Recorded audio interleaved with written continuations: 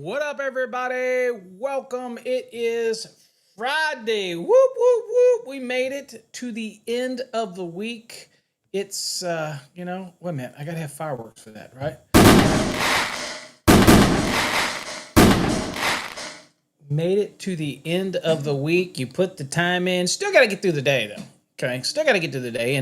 And those that are really hustling, that really work and are dedicated to it, not even looking at the clock, right? You're just thinking, dude, it's another day. I need to get through this day. And then once I punch out at 4 o'clock, 5 o'clock, depending on when you came to work, dude, y'all in the field, 5 o'clock ain't when you get off. You're getting off at 4 because you know what time you came in. So, and some of you not even started your day yet. You're out on the West Coast and you're still just nestled up in the bed next to your code book, just you fell asleep at night last night with the code book on you and you woke up and yeah, I know how it works. I know how it is, code nerds. Hey, welcome to Coffee Hour. If you've never joined me before, thanks for joining us here on Coffee Hour. We talk about just about anything, any topic when it comes to the National Electrical Code. So, and just about anything else, okay? So as always, do me a favor. Let me know who you are, where you're from, what you got going on.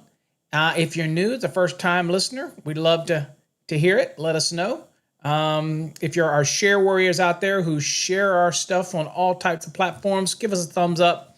Let us know. Yep, the Band-Aid's back on.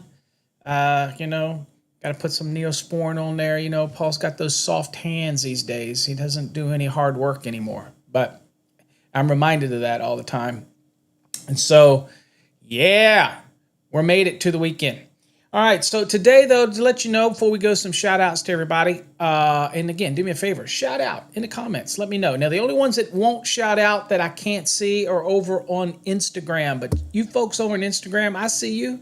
I see you. I appreciate you. I do see the comments and things, and I will address anything that you ask there. I can see them. I got 6 feet of screen here, if you've never seen my office. So I've got a lot of stuff going on. So I'm monitoring all kinds of stuff through the day. So I'm not a day trader, though. I'm not a stock market guy. I'd rather put my money in a 4% high yield savings account than I am playing in the market. I know I could get 10% return, but I also could lose it all too. So I ain't doing all that. Anyway, thanks for joining me. Let me know where you're at, where you're from today. So, all right.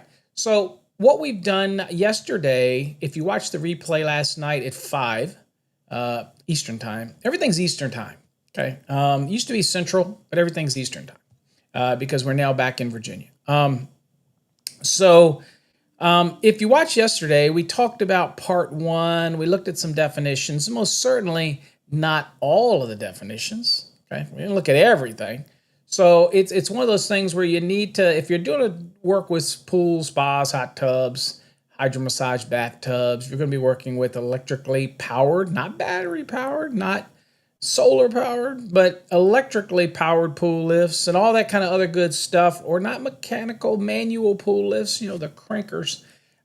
Anything that involves electrical around pools, you definitely want to go back and watch part 1, simply because we talk about the basic principles and how it flows. So part 1 applies very generally. And so, again, that's important. But today we're going to be looking at, and we also talked about things like the maintenance disconnect that's required for pools, spas, hot tubs, things like that. That's for maintenance disconnect. And all those type of good stuff. Corrosive environment, different wiring methods that were allowed, and also the wiring methods that are allowed within 5 foot of the pool. Used to not be anything allowed other than what's going to be able to supply some equipment that may be directly related to the pool. But now you can run, there's a list of different wiring methods you can run within 5 feet of the perimeter of the pool. Okay. So there, the depth requirement, depth of cover, we covered, that is still using 300.5. Even in that 5 foot zone where it used to be, the wiring methods that were allowed had a separate depth requirement in there and all kinds of other things. So code has changed. So depends on which cycle you're on. Code is changing. Another great example is that for storable pools in the 2023, the depth requirements of 42 inches is gone.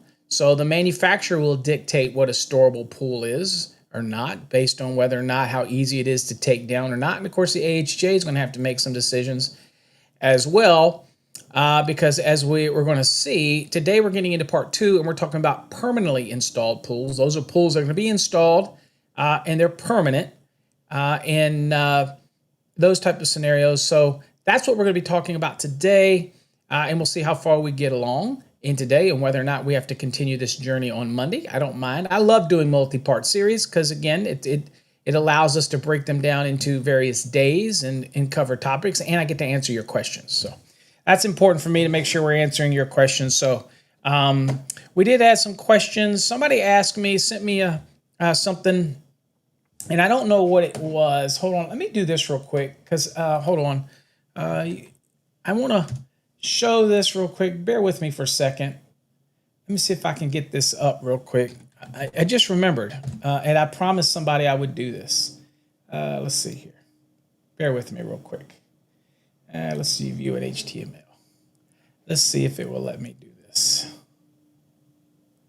I don't know if it'll let me share this one. I'm hoping it will. So bear with me here. I said I'd answer this question for somebody. So I'm going to see if this works. This may not work, may not work. So I had a question that somebody asked me on social media. I think it was Manny, might have asked, and says, Paul, why is there paper in non-metallic sheath cable? Why is there paper around all of the conductors? And why is there paper, might have asked or not, or somebody's asked on social media before, they said, why do y'all put paper around the bare equipment grounding conductor? Okay, so I wanted to show you the elements of why we do that type of thing, because nothing prohibits us from doing something like a UF-B, which is an extruded separation. So we're not required to use paper. It's just what most of us manufacturers do. It serves a couple things. One, the UL standard requires that we have some type of separation, whether it's UF that you're familiar with, where the separation between the equipment ground and the circuit conductors is material like PVC or some type of material, like in a UF, underground feeder and branch cable. But where we use the non-metallic sheath cable, we typically use paper as the separator to separate and meet the requirement in UL 719. Now, the other reason that we do paper around the entire assembly is because when you're extruding these conductors through the extruder, you have the 3 conductors that run, and you have your equipment ground, and they run, they're kind of just bouncing around, and they run through the extrusion, which is basically a mechanism that squeezes the sheathing material over top of these conductors.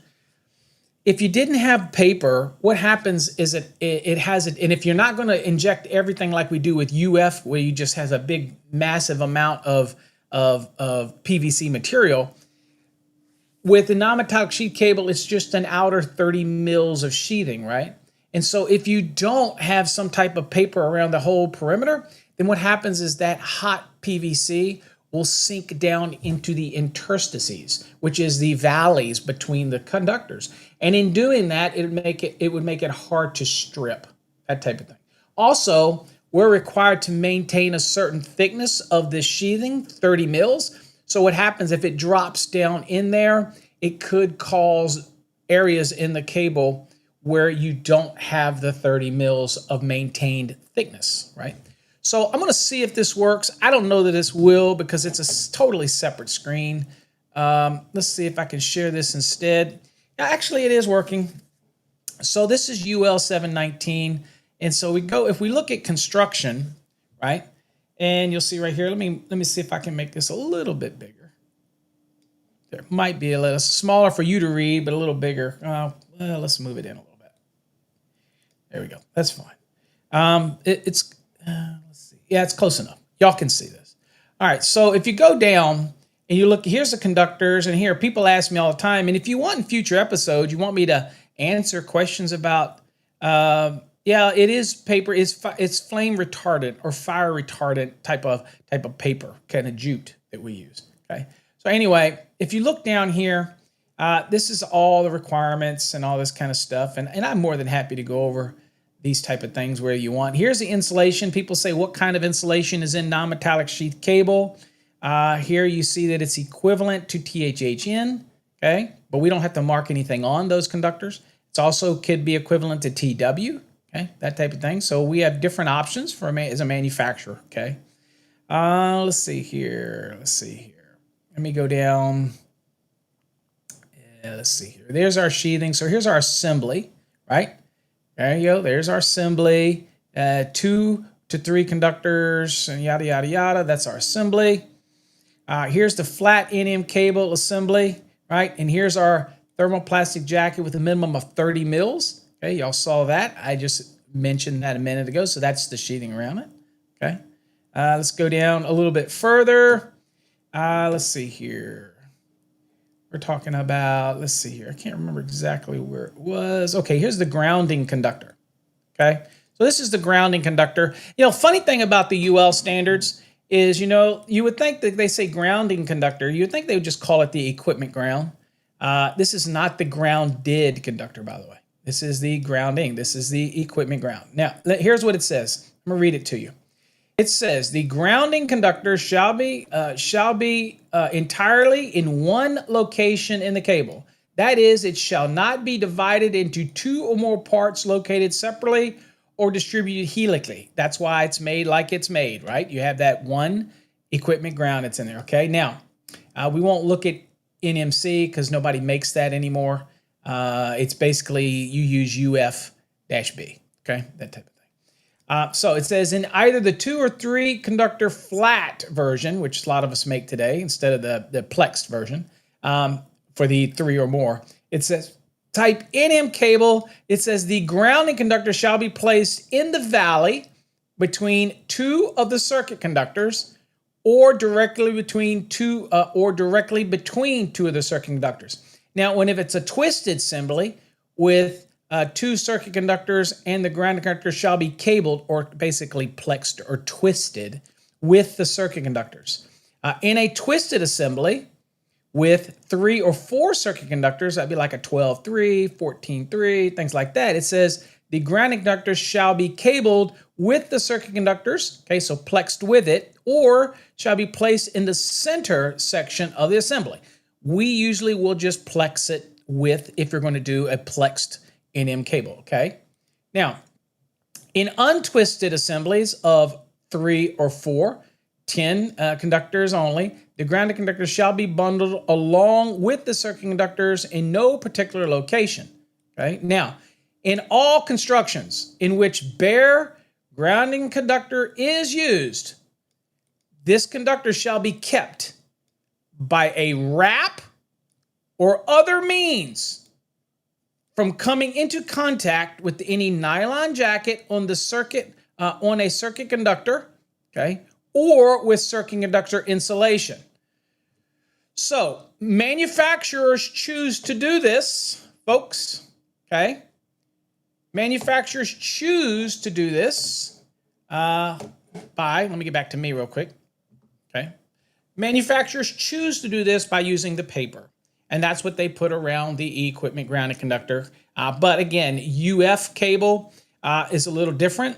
That would be an example. That doesn't typically fall under 719 anyway. That's 493, but same concept. There was some other material in there. It is part of the construction, but in 719, we have to use a wrap or some other means to do that. So the manufacturers were experimenting with a paperless version of non-metallic sheath cable.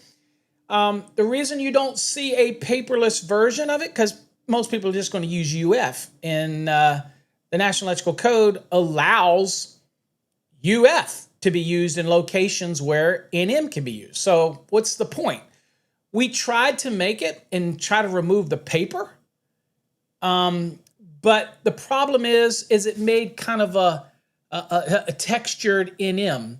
And it also, because of how it was made, it made it more rigid and harder to strip. So by maintaining that 30 mils and by putting that paper in there, not just around the equipment ground, but around the assembly, it makes it easier to separate, right? That type of thing as well. And it allows it to hold its nice form, so it's easier to glide the knife through or your stripping device through. Does that make sense? But it's everything. It's amazing that things are And I'm here to answer those questions if you have those type of questions, because people do. And there is science, there is reasoning behind all of this stuff that we do, right? So again, a lot of people have those questions, okay? One of the questions, Adam says, quick question, why did they go to coloring NM wire, or you mean the cable? Why did they go to coloring it? Well, first of all, just so everybody knows, and again, you bring your questions. Again, this is Friday. I'll answer questions. We will get into the swimming pool stuff, and if it just goes into next week, that's fine. I don't care. People say, Paul, get to the point. I don't care. I do whatever I want. My show. And so I love answering questions. Oh, by the way, you see scrolling across the bottom. If you're somebody who hasn't jumped in yet and got our 2023 exam prep, if you do it today until the end of this month at midnight, which is, I guess, tomorrow at midnight, if you purchase the 2023 in hand, no, don't ask me if you purchased it in the past. Can I get it now? Because no, you can't. That's just how sales work, okay? So don't even ask. I'm sorry.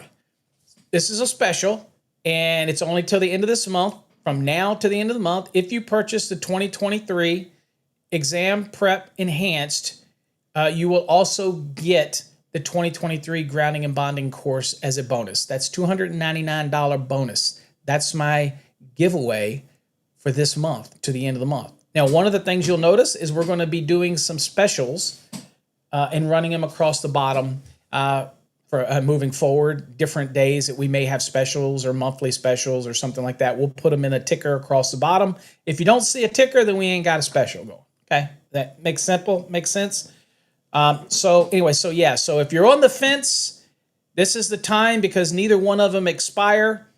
2023 exam prep could be used even after exam prep, and you also are going to get the grounding and bonding as well. And again, nope, it doesn't apply to anybody that's already purchased. Sorry. Only applies to new purchases from today until tomorrow at midnight. Suck it up! It is the way it works. When you go to Walmart and you get a special, they don't go, well, we'll give you the special. If it's over, it's over. If it's special, it's only during this time frame. Yeah, I get it. All right, so anyway, hope that answers your question. All right, let's see here. Let's see, what do we got here? Hey, Paul, good morning. Let me talk about the colors. I'm sorry. I'm so sorry. I forgot to address the colors. I got rambling on to something else.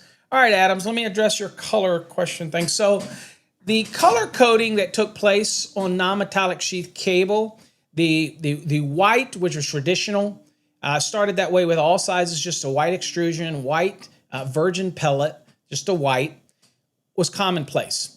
And then years ago, a guy named Mr. Rigo, Vince Rigo, who was the CEO, he used to own Capital Wire and Cable, which ultimately he sold, and then he created a company called Encore Wire. Now, the name Encore came because he had owned companies multiple times, wire and cable companies. He was an innovator in our industry. And he sold it and then waited for them to fail. Then he would buy it back at a bargain price and he would sell it, right? That type of thing. And then he would come back and he would sell it and he would buy it back again. Very smart dude. So he created Encore Wire. And then one day, somebody asked him and said, can you colorize the sheathing? And so they threw in some color pellets and they got colors out of it. And so it's not a requirement anywhere. It's just something that he did and the industry caught on. He didn't patent it. He didn't try to patent it. And so they came out with the colors.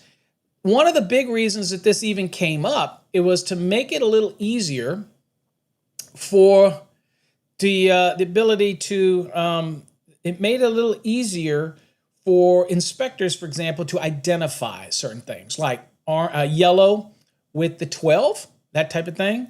Okay. Mitch, the reason for that is to try to speed you up and make you get more proficient. That's why the timer's on it that way. Okay. It's done that way to kind of subliminally push you to do that. Okay. That's why it's done that way. You can take them over and over again. You can take it over again, but that's the way it's done. Right. It's order to try to force you to a certain time speed. It would be unrealistic under normal situations to try to get you to push, push, push, push, push. That's why it's done that way. So anyway, so they came out with the colors. They came out with the white, the yellow, the orange. Okay. And again, it was good for inspectors to be able to, at a glance, you see in the kitchen, you see the yellow, then you know, okay, there's a 20 amp circuit. Still have to do your due diligence, right? You still have to look at it and make sure that it's the minimum of 2 small appliance branch circuits, but at least you could see it, right? And that's how it started. And when you see the orange, you know it's 30 amps, that type of thing. So it's not in the code anywhere. It's not mandated. It's not required. It's not that type of thing. It's not. But it was started by a man named Mr. Rigo, and he was the founder of Encore Wire Corporation. He also, by the way, founded the colored conductors because it took the same concept and applied it to insulated conductors. So if you ever wonder where your colored conductors, which makes phasing and circuit identification easier. If you wonder where that came from, that also came from Mr. Rigo. Because before that, it was just black and you would wrap it in tape or put numbers on it or do something like that to identify it. So he also did that. He said, look, if it works for this, it'll work for that. So he was the first to come up with all that type of stuff. Didn't patent any of it, didn't try to, didn't care about that kind of stuff. Just wanted to make the industry better. And he was a pioneer in the wiring cable industry. And so he's the one that started Encore Wire Corporation. Very highly respected individual. But that's the color code. Now, the new colors that you see, pinks and purples and all that, nothing has ever prohibited manufacturers from making a pink sheathing because Encore did it for breast cancer awareness. We made a bunch of wire in Dallas that was blue for the Dallas Mavericks and their type of application, kind of a promotion. So nothing requires it. Even today, if you have some NM that still has the white sheathing and it's 12 gauge in it, that's okay. It's not a violation because the color coding of the sheathing isn't a code rule. It's just up to the manufacturer. Now, have they all standardized? Yes, we all have standardized and we all pretty much follow the same thing. What's up? What's up, Red Dog? I see you in there. Whoa, big dog. So we all follow the same concept, right? But it's not a code requirement, okay? Just want to make sure that's what we have here. Also, I think that I've probably screwed up something here. Let me go back. Yes, I have screwed up something here. Bear with me. There we go. There we go. I thought I made sure I was worried that I had screwed up something, and I did screw up something by sharing that UL thing with you. Okay. All right. So hope that answers all your questions on that and the color coding. So the color coding today, the pinks for the 3-wire and all that stuff, it's just to hopefully help you learn and identify the use. That's all. And so you know what it is by a glance. That's it. Okay. And no inspector should ever, fail somebody because of the sheathing color. That should not be something that's ever an issue with anything. Okay. Real quick, let's do our shout outs as always before I get started. I want to make sure I do give our shout outs. I'm going to go through these pretty quickly, guys. So what's up, Frank? Thanks for joining us this morning. Paul, glad to have you in the house as always. Glad to have you here. Let's see here. Who else we got? Jonathan, welcome. Glad to have you here, Jonathan, in the house. Tom is in the house. Grading your work today, Tom. Sorry for the delay. What's up, Adam? Thanks for joining us. Let's see here. Who else do we got here? Peter's in the house. Good morning, Peter. Happy Friday, Peter. Glad to have you here. What's up, Douglas? Glad to have you in the house, Douglas. Thanks for joining us today. Santana, I see you. Hashtag win. Thanks for joining us this morning. Adam says it's 5 a.m. Let the fun begin. What's up, Angel? Glad to have you here. Manny's in the house. Manny, hopefully I answered your question. Happy Friday to you, my friend. Good morning, Angel. Glad to have you here as well. Rob's in the house. Good morning. That's about it. That's all you're going to get. What's up? Swartzy's in the house. What's up, Swartz? In the house. Still waiting for Swartz to get into the CMECP program. Okay. Duly worthy. Duly worthy. But haven't seen him initiate that yet. What's up, David? Glad to have you here as always, my friend. We'll address your equipotential bonding. Obviously, 48-inch pool depth is probably not storable or portable or anything. So it's 48 inches, there you go. Do we have some little nuances in the code we got to look at too? But I consider that permanent. I ain't pulling that apart. What's up, Charlie? What's up? Glad to have you here. Robert's in the house from San Antonio. Glad to have you here, Robert. Good morning, Rob. On multiple platforms, gaming the system. What's up, Skyattle? Thank you for joining us. Glad to have you here. What's up, High Voltage Hands in the house? Andrew from Georgia. Welcome, Andrew. Glad to have you here. Mr. Negative One. Gonna positive vibes today, though. Positive vibes today. What's up, Negative One? Glad to have you here. Leroy's in the house. Glad to have you here. Thank you, Leroy. What's up, Haas? Haas from right down in Richmond. I remember. Let's see here. What's up, Edgar? Glad to have you here, my friend. We're rolling through here. What do we got? Tony. Welcome, Tony. Glad to have you here. What's up, Joseph? Our brother from up in New Jersey. Glad to have you here as well. Let's see here. Let's see. Like that hat. You like this hat? You got to earn this hat. What does CMECP mean? Dude, where have you been? CMECP, Certified Master Electrical Code Professional. If you've got the skills to earn your token, whoop, whoop, whoop. David's got one of these. Whoop, whoop, whoop. You got the skills to earn it. You got to prove it. And you got to pass. Ask Tom. He just did his proctored exam. Was it yesterday or day before yesterday? I don't remember. But he just did his day before yesterday. He did it, and we got to get grading done today. I'm sorry.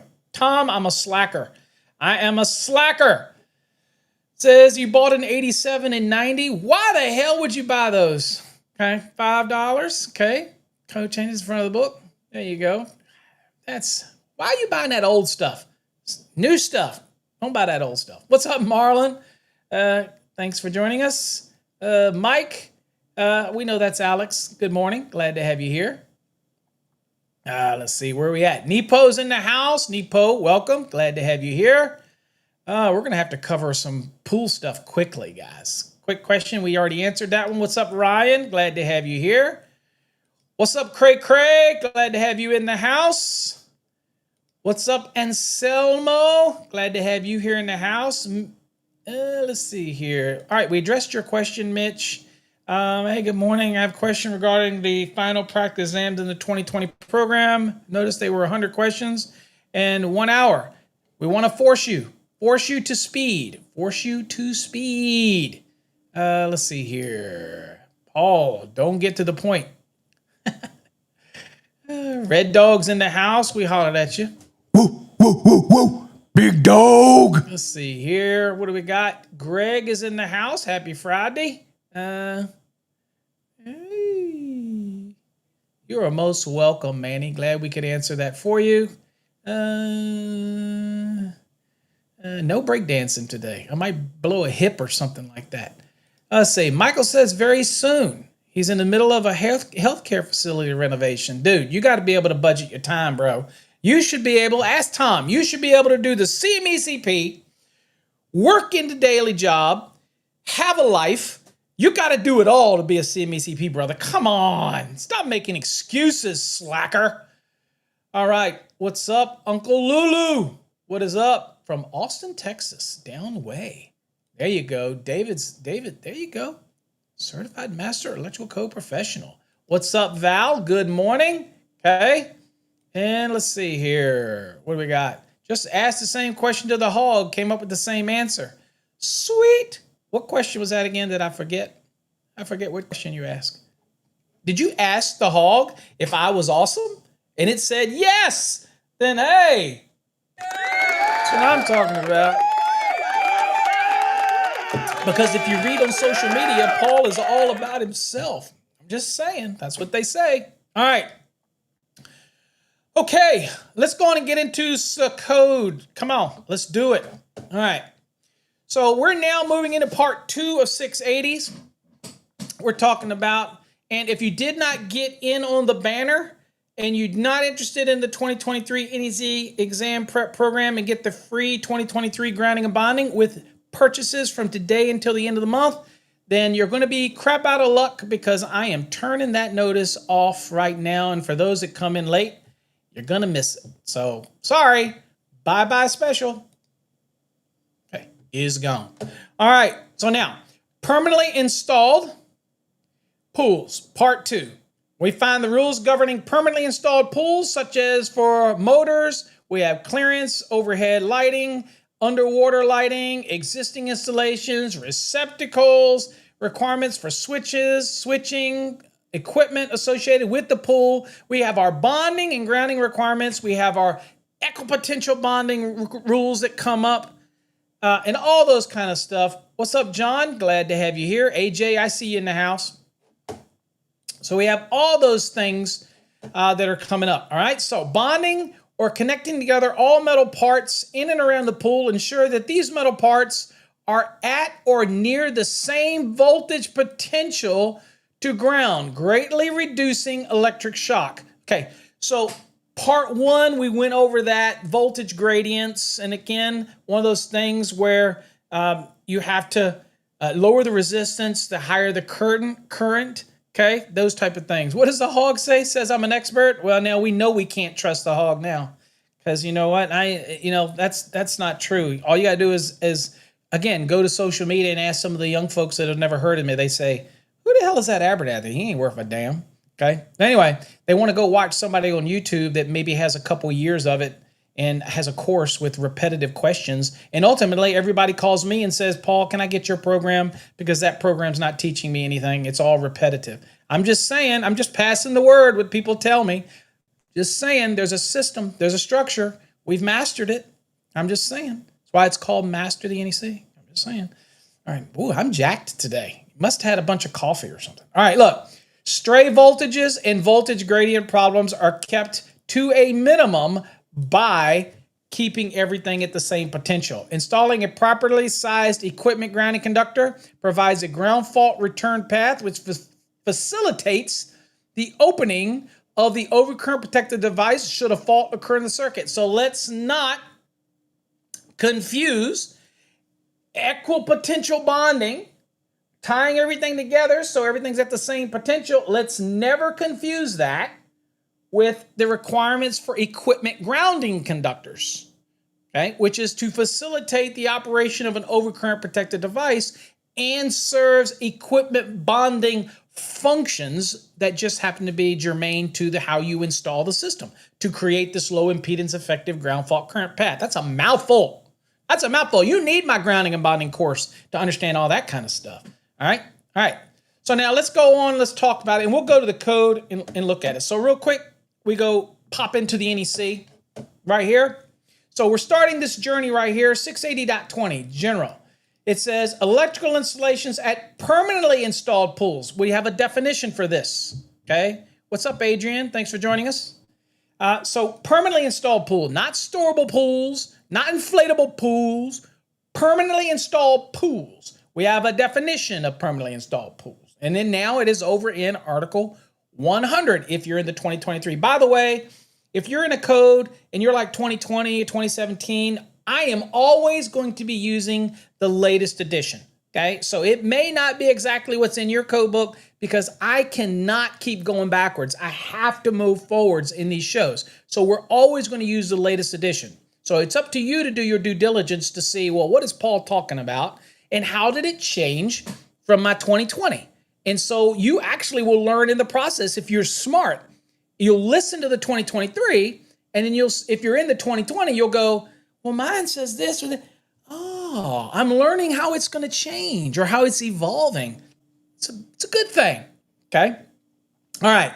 So electrical installations in permanently installed pools shall comply with the provisions of Part 1. We talked about that yesterday and how the structure works. So all those permanent pools got to meet all that stuff in Part 1. You know, the maintenance disconnects, all that kind of, got to meet all of that.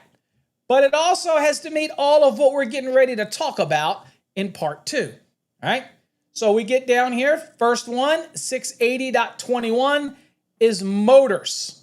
Okay. So the wiring to a pool motor shall comply with 680.21A1 or.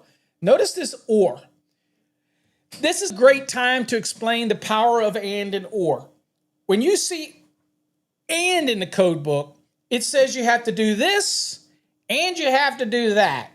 If you see or, it says you do this or you do that, depending on which one's applicable to your situation. So the and and the or. So just remember, you see one code reference and it says and this, then you're forced to comply with both when it's a shall requirement, right?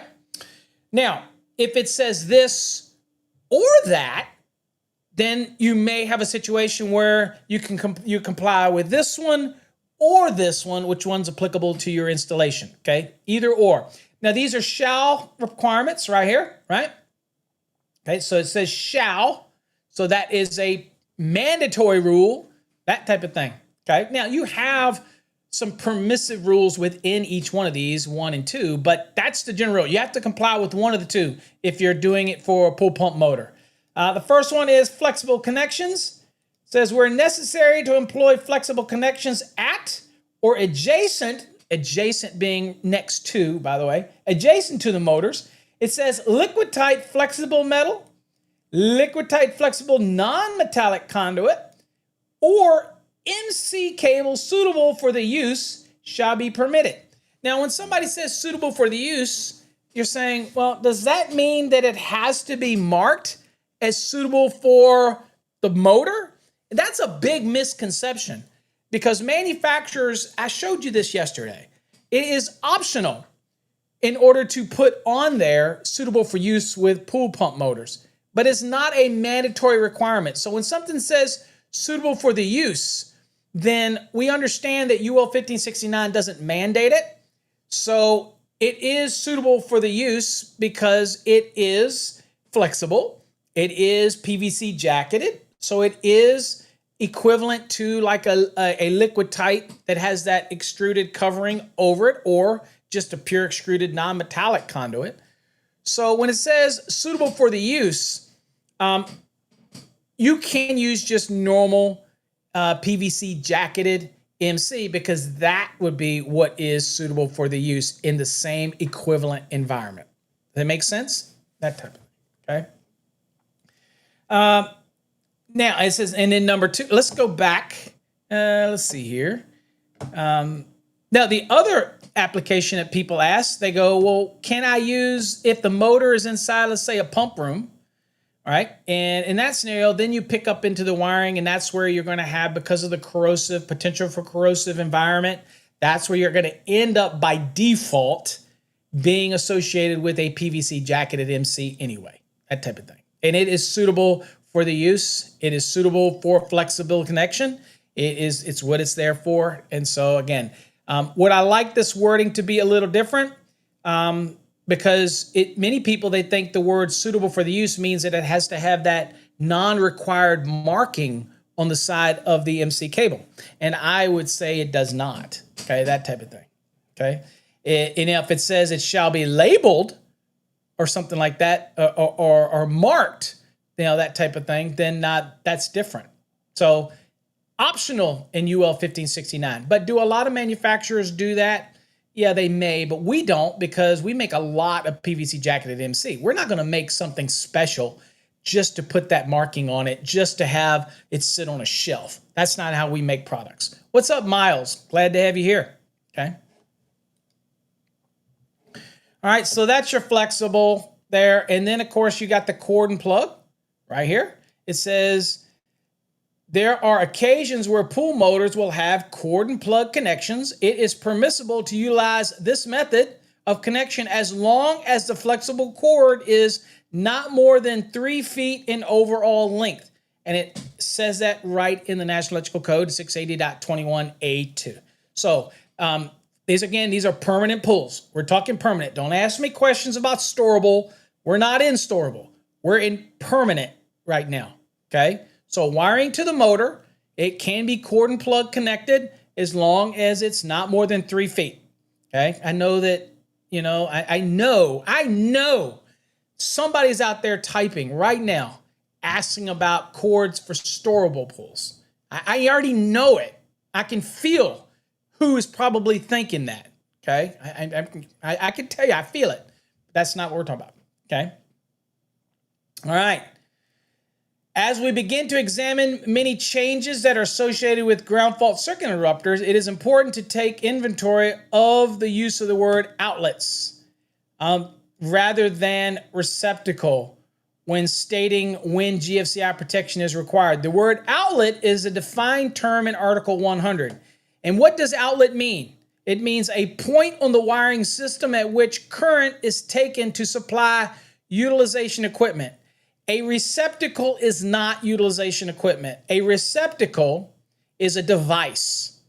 The definition of utilization equipment is equipment that's going to consume energy in a certain way. So we have a defined term of utilization equipment.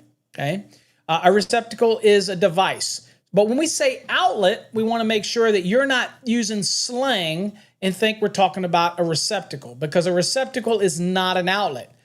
Now, the point that you install it into, into a box where your circuit runs to, and you'll be taking it from the branch circuit via a receptacle outlet device, that is the outlet point. Okay, it's that summation of where you're taking the power from. The receptacle itself is just a device. Okay, and somebody tried to submit this, another educator tried to submit some crazy thoughts of changing the word outlet and all this kind of stuff, and it failed miserably because, again, it just goes to show you that even us experts, quote unquote, the trade hog experts, they can get it wrong, and it's okay because sometimes it just happens. We're so busy at looking at stuff, then we can't see the forest for the trees, that type of thing, and eventually we come around in that type of thing, but. He was really trying to spread something that was really improper. There's a reason we need outlet defined this way, because there is so many applications where we're taking power from the system to supply specific utilization equipment, and we need to understand where the outlet is, not a device, that type of thing. Make sense? Okay. Now, just one reason we want to cover that here is because you're going to see us talk about a lot of things about GFCI.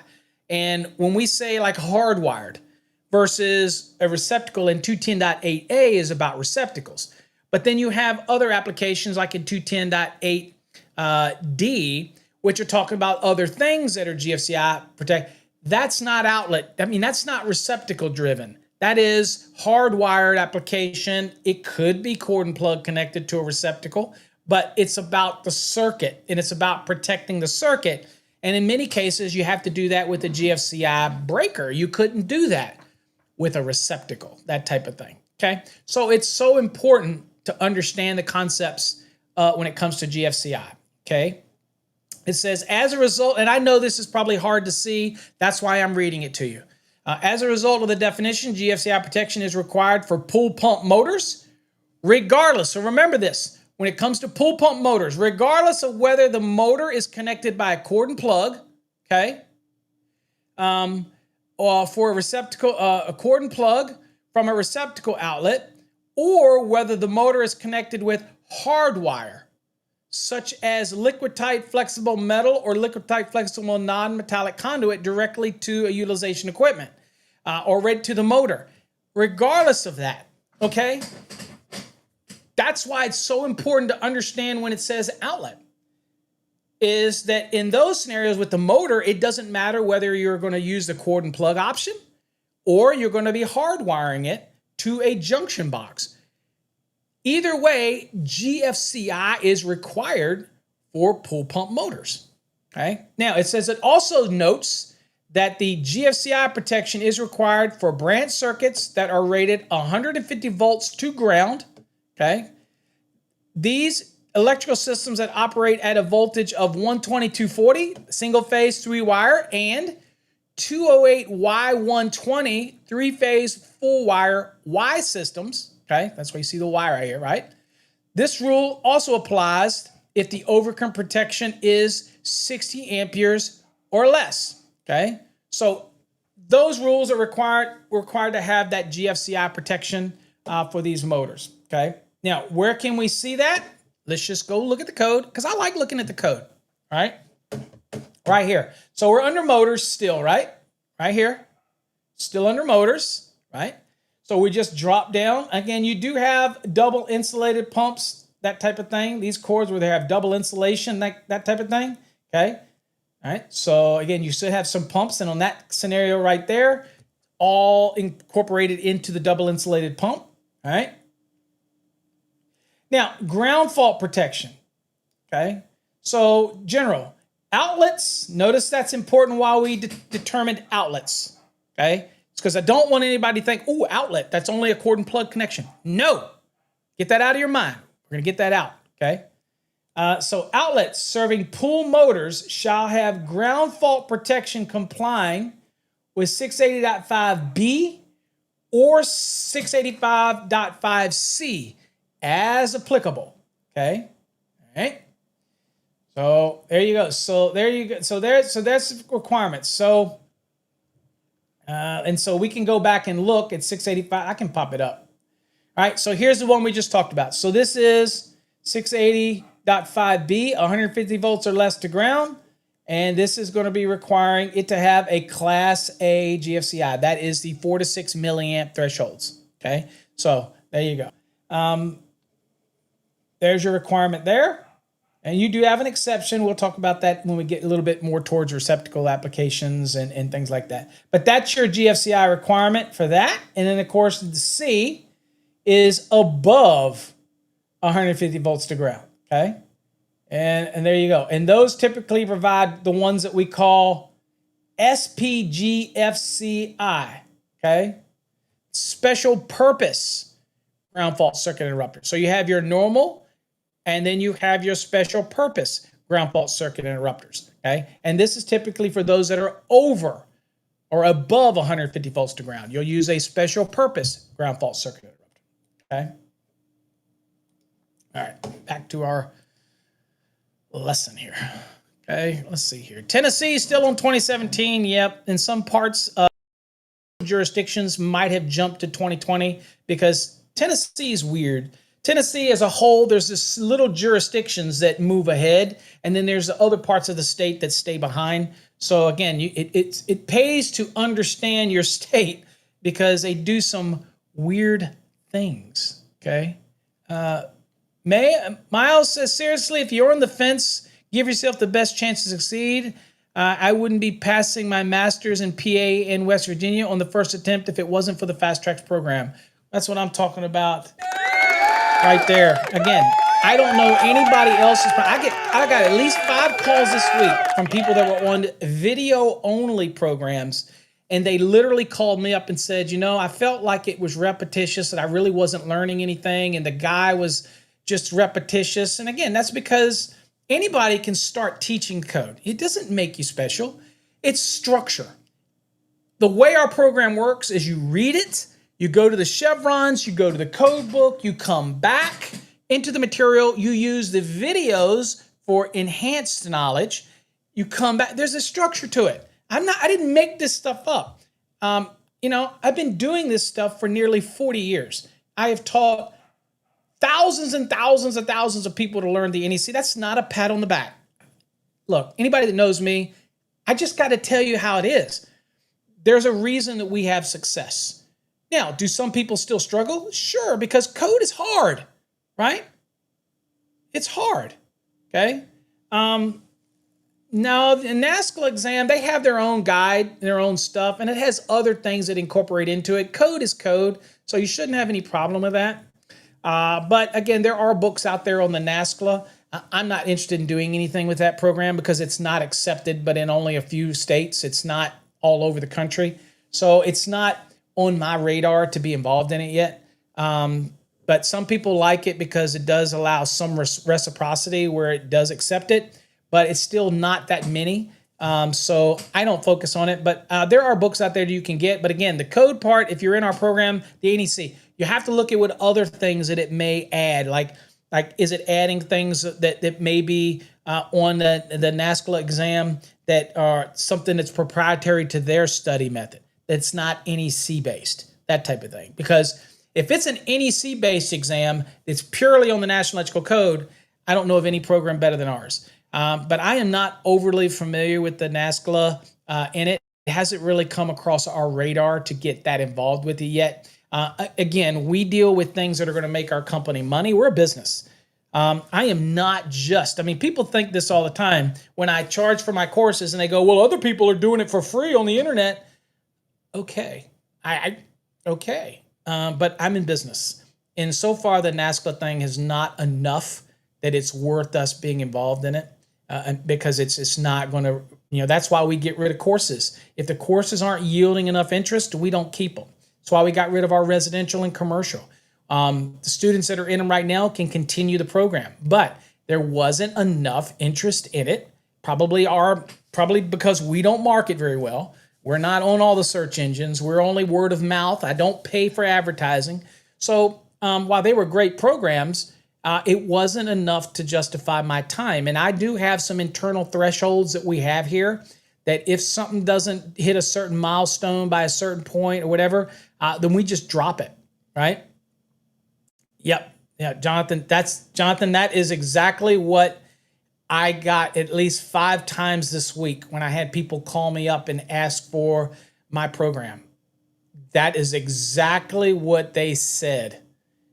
Okay, at least 5 this week so far that called me, that type of thing. And again, anybody can walk on the shoulders of people that have been doing it for 40 years. I mean, it's not brain surgery to teach you how to do box fill, raceway, pull box. And then other people say that certain people get to the point quicker. Well, that's just my style. So that means that my style is not for everybody because I do talk and ramble and go down stories like old Mark Odie used to do. And some people don't like that. Some people want straight to the point, and that's fine too. It's just not my style. So I tell people, if that's what you want, if you don't like the way I teach or the way our program is, then buy somebody else's. There's other options out there. Okay. So I tell them, I say, use them. I mean, I'm not here to say that other educators aren't great. They are. Mike's great. Other time, that guy might be okay. At the end of the day, you have to look at everything that you get, right? So for us, you get the course, you get the process, you get the structure. If you get the enhanced, you can get videos. If you want to ask questions, you can ask me. You can come to the coffee hour. If you want to use the Fast Tracks Interact and ask questions in the program, you can do that. So we have so many ways that people can, that type of thing, right? Okay. I wish, I wish we could get more people that would, more people using our programs in schools and programs and training and all. I wish we could.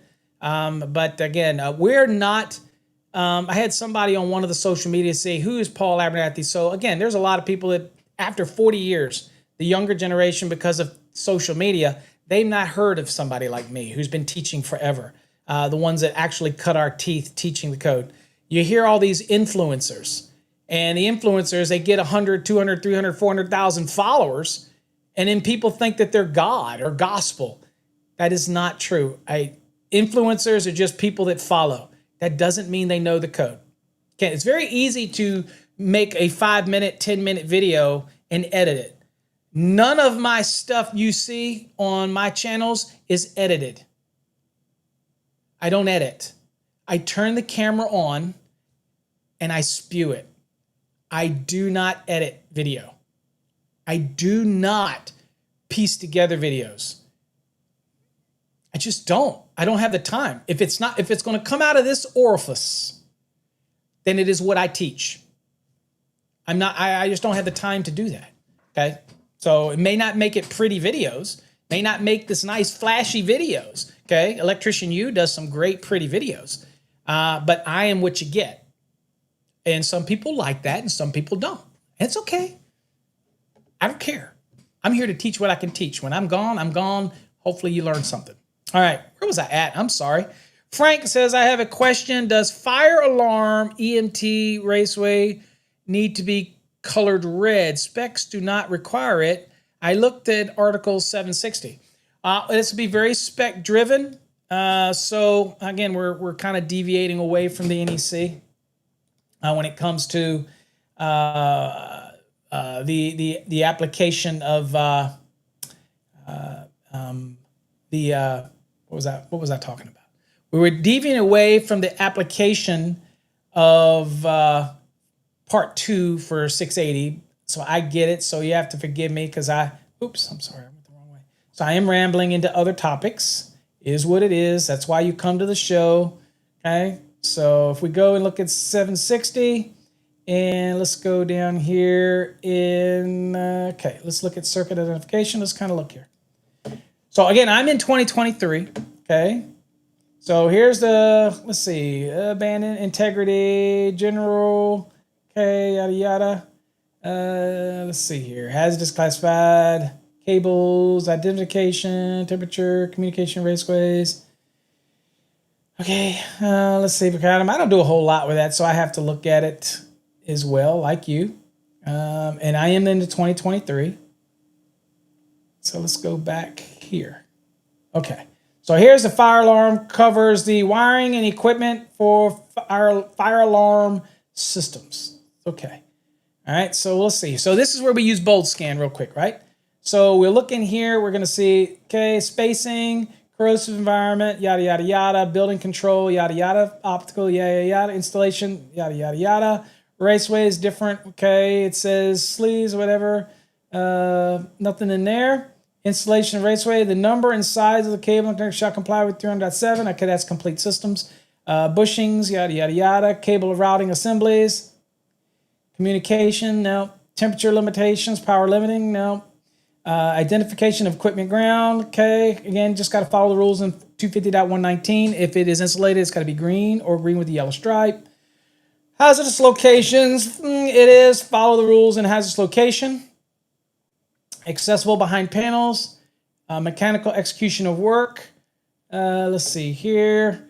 Neat and workmanlike manner, basically pulling all of the stuff that was in the general requirements for neat and workmanlike manner, putting it up here. Okay. All right. Okay. Integrity, yada, yada, yada.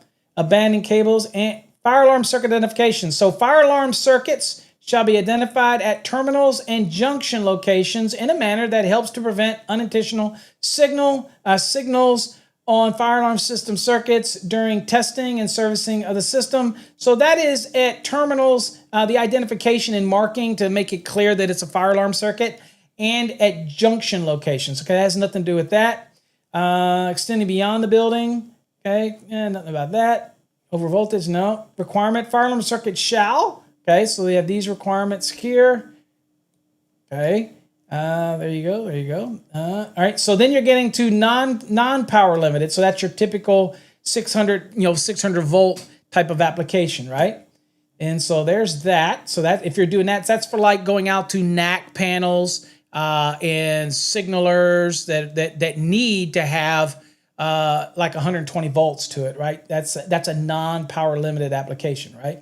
It also reminds you that the power source is non-limited. It shall comply with chapters 1 through 4 of the NEC. So you treat it like a normal wiring method, right? And the voltage can't exceed 600 volts. Okay, so that would be like NACs and audibles and things like that, which need 120 volt type of scenario. Not the ones that are power limited. That typically would be less. Okay, here's the branch circuit. It says the branch circuit supplying a fire alarm equipment shall supply no other loads. Well, that's a no-brainer. It says the location of the branch circuit overcurrent protective device shall be permanently identified at the fire alarm control unit. Yep, so you're going to put the marking at wherever the overcurrent device is. Okay. The circuit disconnecting means shall have red identification, shall be accessible only to qualified persons. Okay, makes sense. Shall be identified as fire alarm circuit, and red identification. The red identification shall not damage the overcurrent protected device. That means you don't paint it on. You put it in a way that's not going to damage the device or obscure any of the information from the manufacturer. That's a no-brainer. It says this circuit shall not be supplied through ground fault circuit interrupters or arc fault circuit interrupters. That's a no-brainer as well. Okay. There's your overcurrent protection. That's not really to your question. This is the circuit overcurrent device requirements. Okay. Not really germane to the question. Okay. So the wiring, it says installation of non-power limited fire alarm circuits shall be in accordance with 110.3b, 300.7. Okay. So this is the environment that it's at. This is that it meets its listing. Okay. This means that it's going to be properly secured and supported above a suspended ceiling. All these kind of yada, yada, yadas. Okay. That's no problem there. Okay. Conductors of different circuits in the same cable, enclosure, or raceway. So class 1 with non-power limited fire alarm says class 1 and non-power limited, typically class 1 in the 2023 code, are still those that are going to operate just like a 120 volt type circuit, right? Okay. So here it says nothing in there. Okay. Power supply and fire alarm circuits shall be permitted to be in the same cable, enclosure, or raceway only when connected to the same equipment. Okay. Sizing, let's see, circuit conductors, that's really not anything for your question. There you go. It's not really. This shows you it has to be solid or stranded copper. None of that other wacky stuff that we've talked about it before. You know what I'm talking about. Okay. This is a number of conductors. Okay, so this is the number of conductors in it. This is power, yada, yada, yada. Cable trays, multi-conductor cables, yada, yada, yada. All that type of stuff. I'm spending a lot of time in there to give you one answer, but yada, yada, yada. Nothing in there about it. Other wiring, yada, yada, yada. So then we're getting into power limited. Okay. So then in power limited, okay, we're into power limited. So the branch circuit supplying fire alarm equipment shall comply with the following. Okay. Let's see. So this is for power limiting. Okay. Let's see here. Same kind of stuff. Disconnect. Same general stuff. Right. Circuit marking. The equipment supplying. Okay. So that's equipment. Okay. Wiring methods. I don't see anything about color coding for there. Wiring material, yada, yada, yada. I don't see nothing about color coding requirement for there. Wiring methods, okay. I don't see anything about that. Oh, typically, by the way, these are typically going to be cables, so wouldn't do that. Let's see here. Okay, wiring methods and material. Let's see. In raceways, exposed on ceilings, sidewalls, thing right here. Let's see. Cable splice and termination should be made in listed fittings boxes. That's a no-brainer. When installing, exposed cables shall be adequately supported. That doesn't help us. Okay. Passing through walls, that's not going to be anything. That's not going to be worth us looking for this conversation. That doesn't matter. Okay. So let's see. So if you look down all these type of things, I don't see anything that would require color to have that race weight. It'd be something now. Now, where does that differ? That differs for those that are asking. That can differ from where you get into requirements like, and this has really nothing to do with that. But when it gets over here and you start looking at the different things for emergency, that type of thing, okay, then you'll have some other requirements that you have to follow. Okay, but that's not the same thing. That is not your fire alarm is not that. Okay. Let's see here. Where we got? Here's some extra stuff. Let's see, where are we at? Integrity. I don't know why I'm venturing down this rabbit hole here. I was trying to look for something else. What was I looking for? There was something I was looking for. Oh, let me go back up to the top. This is why I go down rabbit holes here. Wait a minute, we're not even talking about emergency, but something made me draw my mind over here to emergency. I wanted to show. Testing, no. Temporary, no.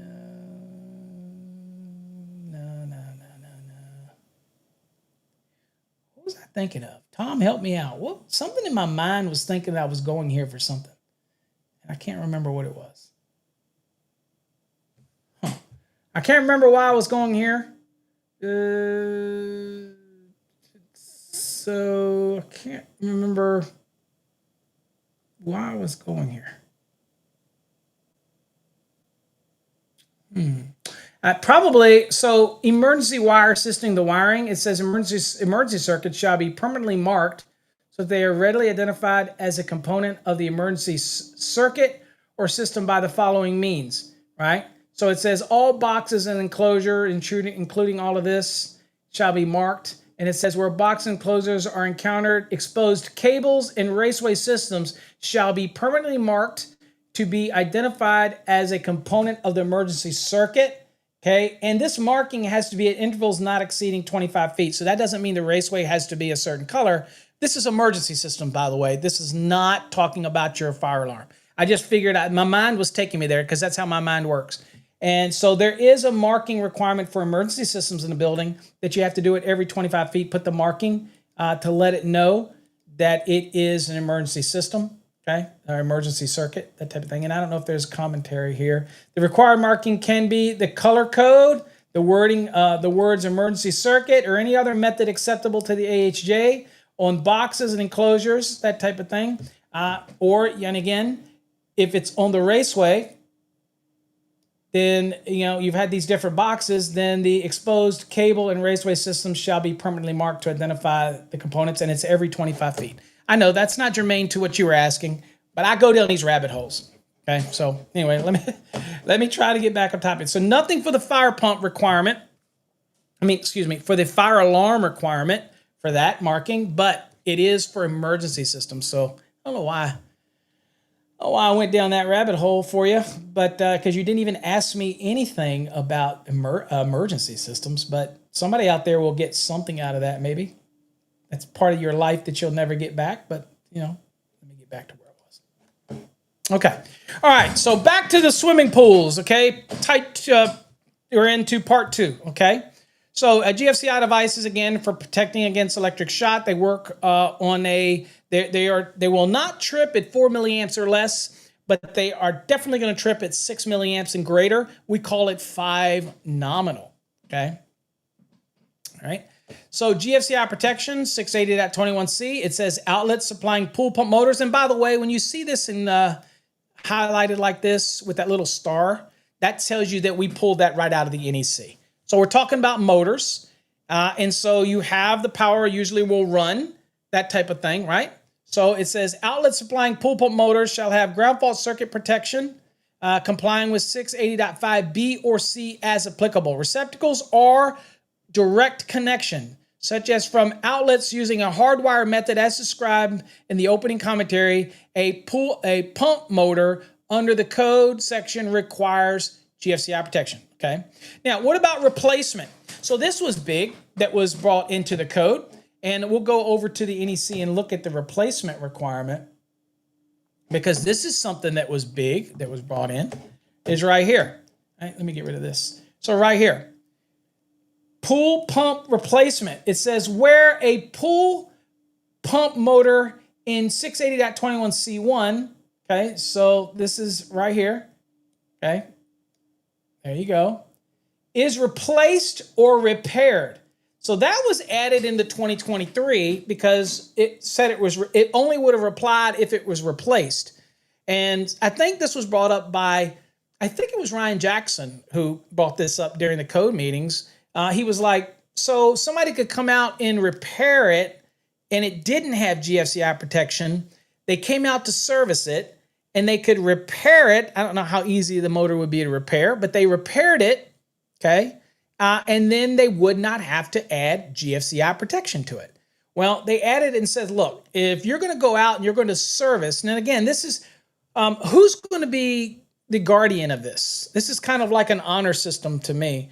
Because if I'm called out because the pump's not working, probably you're not going to call you're not going to get a permit. You're not going to get inspection. You're just going to go out. So this is an honor system. So this is basically saying, look, when the pool pump motor is going to be replaced or repaired, and typically if you replace it, I would think you'd get a permit. But again, most people probably don't. When you repair it, they probably wouldn't. But now, whether you're repairing it or replacing it, It says the replaced or repaired pump motor shall be provided with ground fault protection complying with 680.5B or C. And again, it depends on the pump. It depends on the system, whether it's 150 volts to ground, or which is a 12240 volt application, or it's one of those that may be for a commercial application or something like that that is going to have over 150 volts. Okay, so that's why it gives you those two options, right?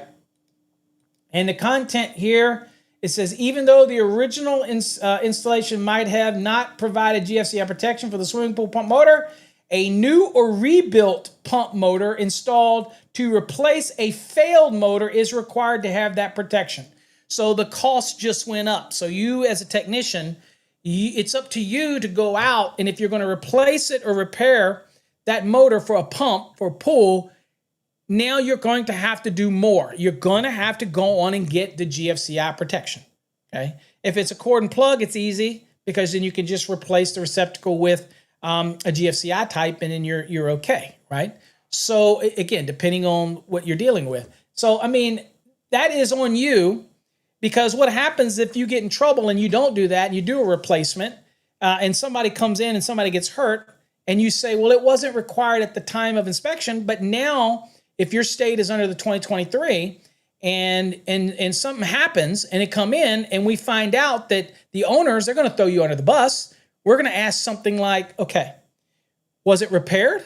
Was it replaced? This looks like a new motor. Look at the date on this motor. This system is obviously older than that because the filter's date is different than the motor. If we determine that as a replacement, it was under the 2023 and they did not install GFCI protection, then you have a problem. Now, it may never get detected until something happens. But when it does happen, so I always tell people, and you heard me say this yesterday, when it comes to swimming pools and stuff like that, electricians, just make sure you cross your T's, you dot your I's, you do a little extra, because you know what? If somebody won't throw you under the bus, a homeowner will throw you under the bus in a heartbeat.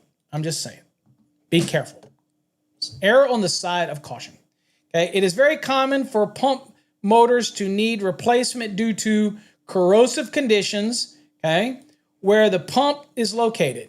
This rule provides the installer with directions to protect the replacement motor with GFCI protection upon replacement of the original motor that may have been installed prior to GFCI protection requirements.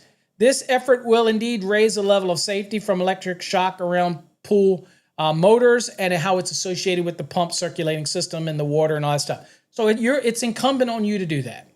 Okay, next, we're going to be looking at light receptacles and equipment.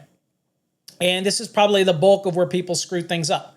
When it comes to receptacles, the placement around pools, the lighting around pools, putting a pool in with you have existing lighting that's there, or maybe you're putting a pool in and the structure was already there and there's a receptacle that's already there, and now you're adding the pool. So all these things can come into play. So 680.22, again, we're still in part 2, so we're still talking about permanently installed pools. It says one of the most complicated aspects of 680 is understanding the NEC requirements for installing lights, receptacles, and equipment that is associated with the pool, okay? The next series of sections will attempt to demystify the installation requirements associated with lighting, receptacles, and equipment as it pertains to pools. Okay, we'll start out with 680.22a. This is the required receptacle location, okay? So we'll go look at that in the code, and then we'll come back to paraphrase. So if we go look at the NEC, this is where we're at, 680.22a. We're dealing just with receptacles right now. So you see here, it says the required receptacle. And where is it to be located? So again, so right off the bat, we got to have a receptacle to help service this pool. Okay, now, could it be one that's already existing on the side of the dwelling? Certainly. Doesn't mean I have to install a new one. But if I don't have one within these parameters, guess what I got to do? I got to provide one. Okay, so here's what it says. Where a permanently installed pool is installed, first caveat, it says no fewer than one 125 volt, 15 or 20 amp receptacle on a general purpose branch circuit. So it doesn't matter whether you're supplying it from the house, doesn't matter. It's a general purpose. Doesn't have to come from the pool pump panel. It's just a general purpose, okay? I have to have a receptacle, and it has to be located not less than 6 feet, okay? So it's at least 6 feet away from the pool, okay? And it has to be not more than 20 feet from the pool. So not closer than 6 feet and not further than 20 feet. That sweet spot. 6 feet away, not more than 20 feet. If you already have a receptacle that's on the side of the house that is 10 feet away from the pool, then you're golden. That's where they can plug into. This discourages the use of extension cord, okay? Those type of scenarios, right? To try for those that may be longer away. So that's the requirement. So I got to have that. Now it says 20 anywhere. It's got to be 6 feet, but not more than 20 feet from the inside wall of the pool, okay? This receptacle shall be located not more than 6 feet 6 above the floor, platform, or grade level serving the pool. Okay, so it's got to be 6 feet away from the pool, inside wall of the pool. Okay, you know where the water touches the side of the pool. So 6 feet inside of the pool, at least 6 feet away, not more than 20 feet away, and that required receptacle can't be higher than what? 6'6". Okay, 6'6". So 6.5 feet. That's a required receptacle. Make sense? Okay, so you got to have at least one. Again, it does not mean I have to install a new one if where I'm installing the pool already has that.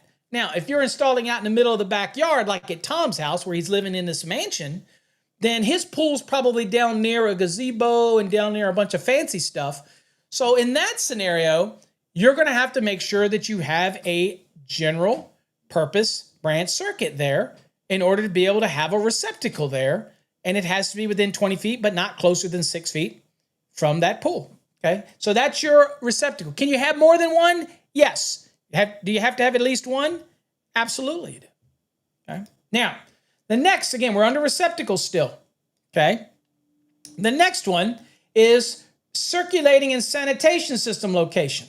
Okay. So now, if the receptacle is used down by the mermaids, if a receptacle is used to provide power, for example, to circulation and sanitation systems, okay, such as water pump motors and other relocated loads necessary for the circulation and sanitation, okay, well, then we have a rule for that. Here's what it says. It says, now, receptacles that provide power to water pump motors or for other loads directly related to the circulation and sanitation system shall be located at least 6 feet from the inside wall of the pool. These receptacles shall have GFCI protection and be of the grounding type. Okay? So, think about it. In this scenario, if I have a receptacle that is for the circulation, whether it's the pump motor, if that receptacle is for that system, it's not requiring one. If I do have a receptacle that is for the sanitation, you'd plug into it, or if the pool pump motor, if you plug into it, that receptacle, it's just saying, you know what? It cannot be less than 6 feet. Okay? It cannot be located less than 6 feet. All right. Now, can it be more? Absolutely, it can be more than 6 feet. That type of thing. And it has to be GFCI protected. Okay. All right. So getting back to our lesson, that's what we cover here. So I'm just paraphrasing these for you rather than to read all this stuff on the screen for you, just so you know. So the next one was A3. It says other receptacle locations. Okay. Now, it says if there are any other receptacles, okay, it says such as other voltages or those determined to be other than those referenced in 680.22a. And there is other types of receptacles out there that may be available that aren't the ones like we're talking about, just receptacles that you're plugging in, for example, an attachment plug into it, okay? That type of thing. So if there are other receptacles, such as other voltages, other than what's discussed so far, or those determined to be other than those referenced in 680.22a, they are required to be located, again, not less than 6 feet from the inside wall of the pool. So here's the rule. Receptacle outlets, outlets in general, those type of things, an outlet for the sanitation, if you happen to have a cord and plug for the pump, they cannot be within 6 feet of the pool, okay? That's your golden rule. Used to be 5 feet, by the way, okay? And it is been moved up and bumped up to 6 feet in the last couple cycles, okay? So nothing within 6 feet when it comes to receptacles. Make sense? All right. And then lastly, in this one, for the receptacles, just a catch-all, is I'll go back to the NEC for this one right here, because you see a lot of grayed out right here, okay? A lot of tan language. This is number 4. This is ground fault circuit interrupters and, of course, special purpose ground fault circuit interrupters. Again, depending on, again, the voltage you're dealing with, because that's the trigger for those special purposes, right? All receptacles rated 125 volts through 250, 60 amperes or less, located within 20 feet. Okay, so those within 6 feet away from the pool and those up to 20 feet, okay, of the inside wall of the pool shall have GFCI protection complying with 680.5b. That is the ones that are 150 volts to ground. It says, or the SP GFCI, those are the ones that are over 150 volts. But what you will notice that receptacle that's on the side of your house that maybe is serving double duty, right? That was maybe within 20 feet, but not closer than 6 feet. And you're like, I'm done. I don't have to do anything extra. That was already required to be GFCI protected by 210.8a, right? So it's already covered. So this is really if you're adding an additional one, maybe that's not already being covered by the structure that's already there, then it's just reminding you that it's a no-brainer, right? Plus, you got to remember it's a receptacle outside probably anyway, so it's going to be GFCI protected. And you remember what we talked about earlier as far as part 1? That the pump room, the pool pump room, that also now requires at least one receptacle, and it has to be GFCI protected on its own, okay? Picking up all these things, right? What does Tom say? Tom says, Tom lives a simple life. I have a creek in my backyard. Article 682. Natural and artificial bodies of water only apply to my naturally made body of water that he likes to take it. God, that reminds me of Caddyshack for some reason, where Carl says he wants to come over. He asks, Carl asks the Chevy, which is, what's his name in that movie? Tab? Is it Tab? They asked him, what's the name of Charlie? Chevy. Anyway, he says Carl wants to come over and use his pool, and Chevy Chase goes, pool, or we have a pond in the back. We have a pond, pool or pond, whichever. You don't want him in the pool, buddy. I don't know why. Caddyshack is one of my top 3 favorite movies. If y'all didn't know, my top 3 favorite movies, as if you care, it's Caddyshack, and Breakfast Club, and number 1 is Saturday Night Fever. Those are Paul's top 3 favorite movies. I watch them over and over and over. I just love the movies. I just love the structure of the Breakfast Club. I love the story. It's amazing they didn't do a part 2. I don't know why they didn't do that, because I wanted to see what happened on Monday when they all went back to school. You know what I'm saying? But Saturday Night Fever, John Travolta, it's my all-time. That is my all-time thing. All right, let's look back at the lesson real quick. So kind of a visual. Here's your pool, right? Here we go. And you see the measurement, okay? I don't like this line right here, by the way. I think it should be, but it's kind of in line with this, so type of thing. But I could argue that this coping right here, that actually is a measurements from right here, because that's immediately in, okay? So anyway, so here's the 6 feet. So can it be closer than 6 feet? Right here. And not further than 20 feet. Got to have that at least 1. Okay, so that's the one that requires that at least 1. Okay, any receptacle within this position here has to be GFCI protected. Okay, makes sense? Hopefully that makes sense. All right. All right, now, of course, you know that the location we also require, as we saw, we also require that there's GFCI protection in the pool pump room, right? Okay. But I like this illustration. And I'll tell you why I like this, and I don't know that I can blow this up too bad without losing it. Okay, here's your pool pump room. Okay, right. So this right here, so this is 6 feet. It's on the wall right here. So it's 6 feet away from the pool, right? So it is GFCI protected, right? Okay. Now this is your house, right? This is a house. This isn't a pool pump room. This is a house. So these receptacles right here are inside of the structure. They're not, they're definitely within 20 feet, but they go through the wall, through a door, all this stuff. So these in here, okay,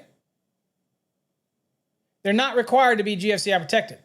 This is, right? This one right here on the side, right here, if it's within 20 feet, just because I got the ones required here, maybe this one's over here for the sanitation pump, right? Then that would be required to be GFCI protection. If it's within 20 feet of the pool, okay, as the crow flies, take a string and draw that string and just pull it straight from the pool right there inside, then that would require GFCI protection. Now, notice down here, the pool equipment room, notice that requires GFCI protection now. Anything, okay? So that requires it. There you go, okay? So Ryan's question, again, we're not there yet. So when you get to 6, 8, to 20, can you get into some extra depth? Of course we are. You know, I'm gonna explain it enough that you understand it. That's my goal to do it, okay? So I'll do my best, okay? All right, so now let's go on. So that is that. So now it talks about how you do the measurement, by the way, okay? So the measurement right here. So determine all these distances, by the way. It says the determination of the dimensions in this section addressing receptacle spacing. It says the distance to be measured shall be the shortest path the supply cord of an appliance connected to the receptacle would follow without piercing the floor, wall, ceiling, doorway with hinges or sliding doors, open windows, and other effective barriers. Now, that used to be the way that we did it when measuring GFCI protection in 210.8, but we moved the doorway requirement, okay? But here, that measurement still breaks the measurement, the doorway. So that's why you saw inside. So I could have my house right there 6 feet away from the pool, and I have receptacles that are on the inside of the house, right? But that doorway breaks the measurement or it stops the measurement, okay? So that is not the same when for example, when we have a kitchen and we have a cabinet underneath the kitchen and we have a receptacle down there, and receptacles within 6 feet used to be required to have GFCI protection. But it used to be that the cabinet would break that measurement. Then it went away and the cabinet didn't break the measurement. Now, in the 2023, in the kitchen, they all have to be GFCI protected anyway. Okay, so you see how we progressed. I'm surprised that we as a code panel didn't remove this, knowing that people probably will run cords through the doorway into that room if they didn't have a receptacle right there, okay? So, we didn't really, nobody submitted it, right? So, anyway, here's what it is. All right, so that's receptacles, folks. Believe it or not, everything you need to know about receptacles. You're required at least one, can't be closer than 6, can't be more than 20 feet. You can have other ones, that's fine, but they all outside have to be GFCI protected, okay? Makes sense, easy way to remember that. If I have sanitation or circulation and it's cord and plug connected to a receptacle, then it can't be a receptacle can't be closer than 6 feet, but it has to be GFCI protected regardless of its location. Got it? And obviously from part 1, if I have a pool pump room, any receptacle that's installed in that pool pump room has to be GFCI protected. Okay? All right, let's see here. All right, where are we at? Okay, let's go into luminaires. We're going to talk about lighting outlets, and ceiling suspended paddle fans. All right, so the very first one, easy peasy. Okay, it is new outdoor installation clearances. So this is a pool outside, and we're putting in lighting, outdoor installations, we're going to put in all these things, lighting outlets, luminaires, and all this stuff outside. Okay? So what does the code say? It says, in outdoor pool areas, luminaires, lighting outlets, and ceiling suspended paddle fans installed above the pool. Okay, so that's the first thing. Anything above the pool, okay, or the area that extends 5 feet horizontally from the inside wall of the pool shall be installed at a height of not less than 12 feet above the maximum water level of the pool. Okay, I can give you a visual. Some people like the visuals. Okay, we are visual learners. So there you go. So 5 feet out, okay, 5 feet out over the pool and 5 feet out, any new luminaire, lighting outlet, whatever you put in, if it is general outdoor luminaires, etc., not less than 12 feet above maximum water level. So you're measuring from the maximum water level. Okay. And this extends 5 feet beyond the edge of the pool. Okay. All right. So again, what we're dealing with back in the code, we'll go back to the NEC, I'll bring it back here. It says in those areas that we just described, okay, it says outdoor pool areas, luminaires, lighting outlets, and suspended ceiling fans installed above a pool or the areas extending 5 feet horizontally from the inside wall of the pool shall be installed at a height of not less than 12 feet above the maximum water level. So, can I install it lower? No, not outdoors. Okay, it's got to be greater than 12 feet if it's over the pool or 5 feet out. So think of this little a little cocoon that goes over it. 12 feet high and 5 feet out, this little umbrella that sits over it. Okay, there you go. All right, so there's that one. Next, all right, that's outdoor. That's simple when it comes to the lighting, okay, or ceiling fans. So what do? Just make it higher than 12 feet, okay, if you've got the space to do it, right? All right. Now, indoor clearances. For installations in indoor pool areas, the ceiling shall be the same as for outdoor areas. Okay, so it's still the same 12 feet, okay, unless modified as provided in this paragraph. Okay, so the general rule is indoor, outdoor, same rules apply, okay? Everything, same clearances apply, 5 and 12. But then it says, however, it says if the branch circuit supplying the equipment is protected by GFCI, it says the following equipment shall be permitted at a height of not less than 7'6" above the maximum water level. So if you GFCI protect it, we're going to let you come down a little bit. I don't know why you wouldn't GFCI protect those other ones anyway, even though you're not required. Hey, anywhere around a pool, I tell you, cautious, always cautious, okay? There you go. I'm not a historian, Paul, so I don't really go back on the research, but typically it's probably because the typical cord is probably 6 feet. I would say that would probably be one of the reasons, that type of thing. But I be honest with you, I do get a lot of questions. I am not a historian, so I don't go back and research those type of things because I really don't care. That's why I don't collect code books, because I don't give a crap about what happened in 1950s and 60s and 70s and 80s unless I have to go research it, for example, for a court case, that type of thing. But I would say it was probably 1 to harmonize and 2 standard length of cords. But you could probably find that really easy if you go back to when it changed from 5 to 6. It was probably in what's called the public input that was submitted, and justification was submitted, and I'm sure it's there. I don't know other than the 6 foot deal. I'm not totally sure with that. I would assume that's probably one of the reasons. Let's see here. Where was that at? Okay.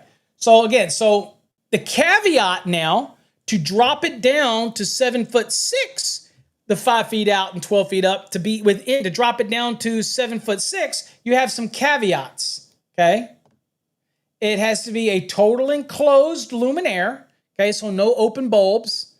And is ceiling suspended paddle fan identified for use beneath ceiling structures such as provided on porches and patios? So basically, if your ceiling fan is rated for a wet location and things like that, then it's going to be more than fine for that type of scenario, right? So if you go down here, you look right here. So let's look right here. Is kind of look at this picture. So here's our general rule: 5 feet out. Okay, in typical, it would be 5 feet out, 12 feet up. However, we do have an allowance right here. So look at these right here. This is totally enclosed. Right here. These are totally enclosed. This is a dome. This is so 1970s, but anyway, total dome. So indoor area, and if the GFCI protected, luminaires and ceiling suspended paddle fans that are permitted to be 7'6" above the water, right? Water right here, okay? Maximum water level. And by the way, typically the maximum water level is the point where the water would flow out of the actual pool, okay? So that's why they're measuring it like this, because this would be maximum water level is the maximum the pool can hold before it would run out, okay? So anyway, that's 7'6", right? Okay. All right, now B. Now B has to do with an existing luminaire, okay? We haven't looked at that yet. So we'll look at the code, but that's for an existing luminaire that happened to already be there, right? It's already in place, not something new. It is already there, okay?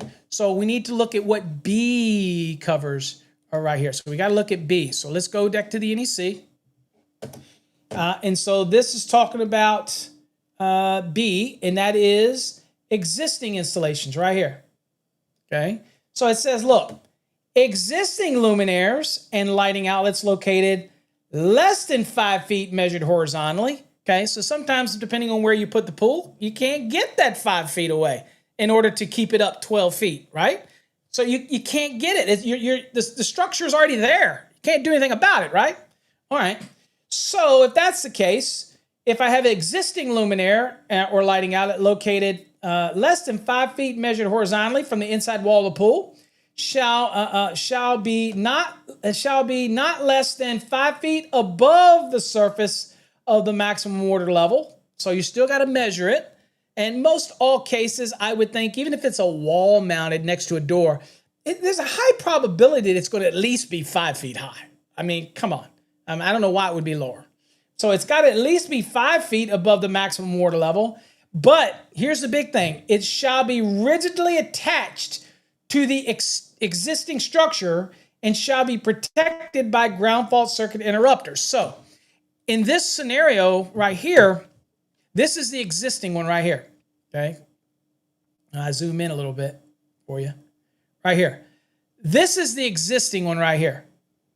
So it was already in place, and it is rigidly connected. That's a light box in the ceiling. So it at least has to be 5 feet up if it's in this 5 foot zone and it's existing. That's okay to be there, but it has to be rigidly supplied, okay? Right there, all right? And that would be okay to be there. It's existing, okay? But you also may, as an electrician, you may have to now go in and make sure that you price for a GFCI because you're going to need the GFCI protected in order to leave that existing luminaire there. Now, you could cap it off. In this picture, for example, if all this was here, then you may not need this one. So you might be able to cap it off, that type of thing, okay? But again, if it falls within those parameters, I would leave it. It's perfectly fine, okay? Now, looking down here, we have a C.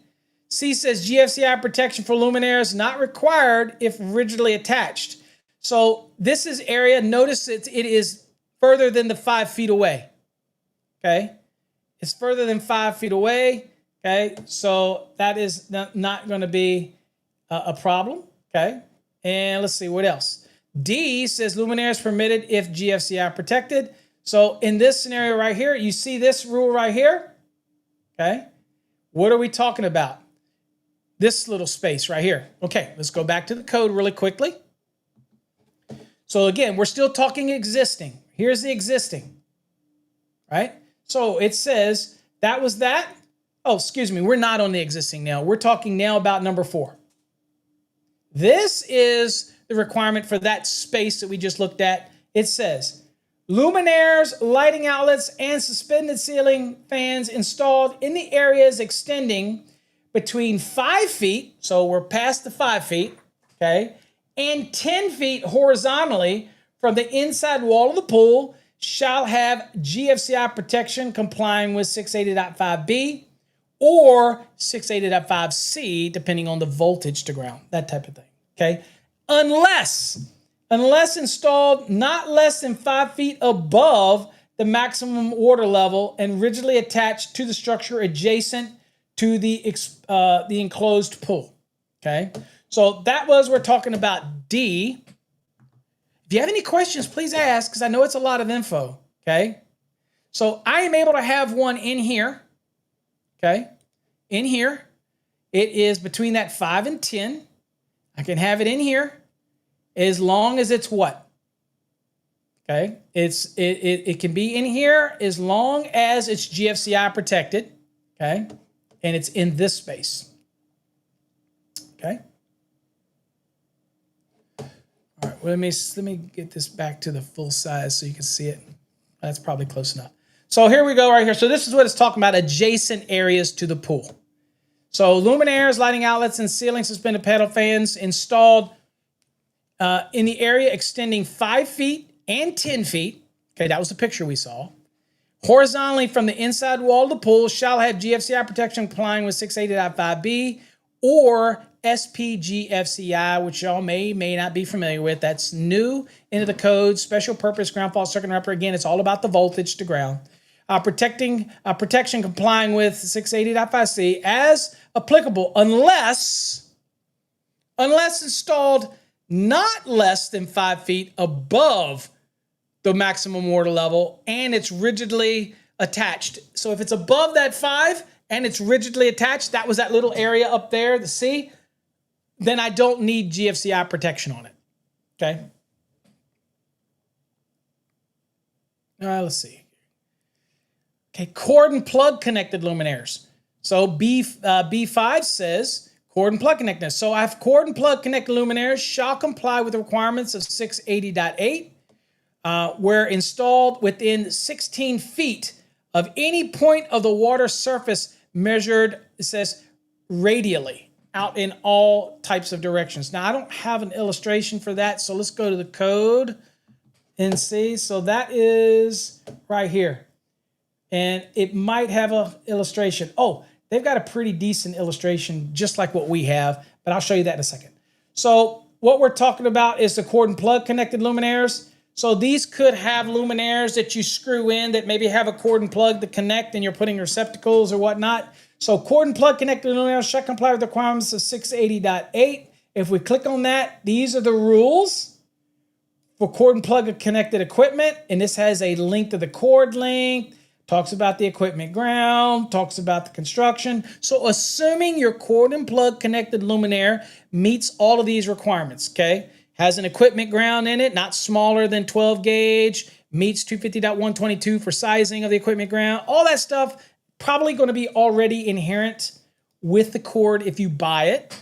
Okay, so probably something you don't think about when you buy it that way.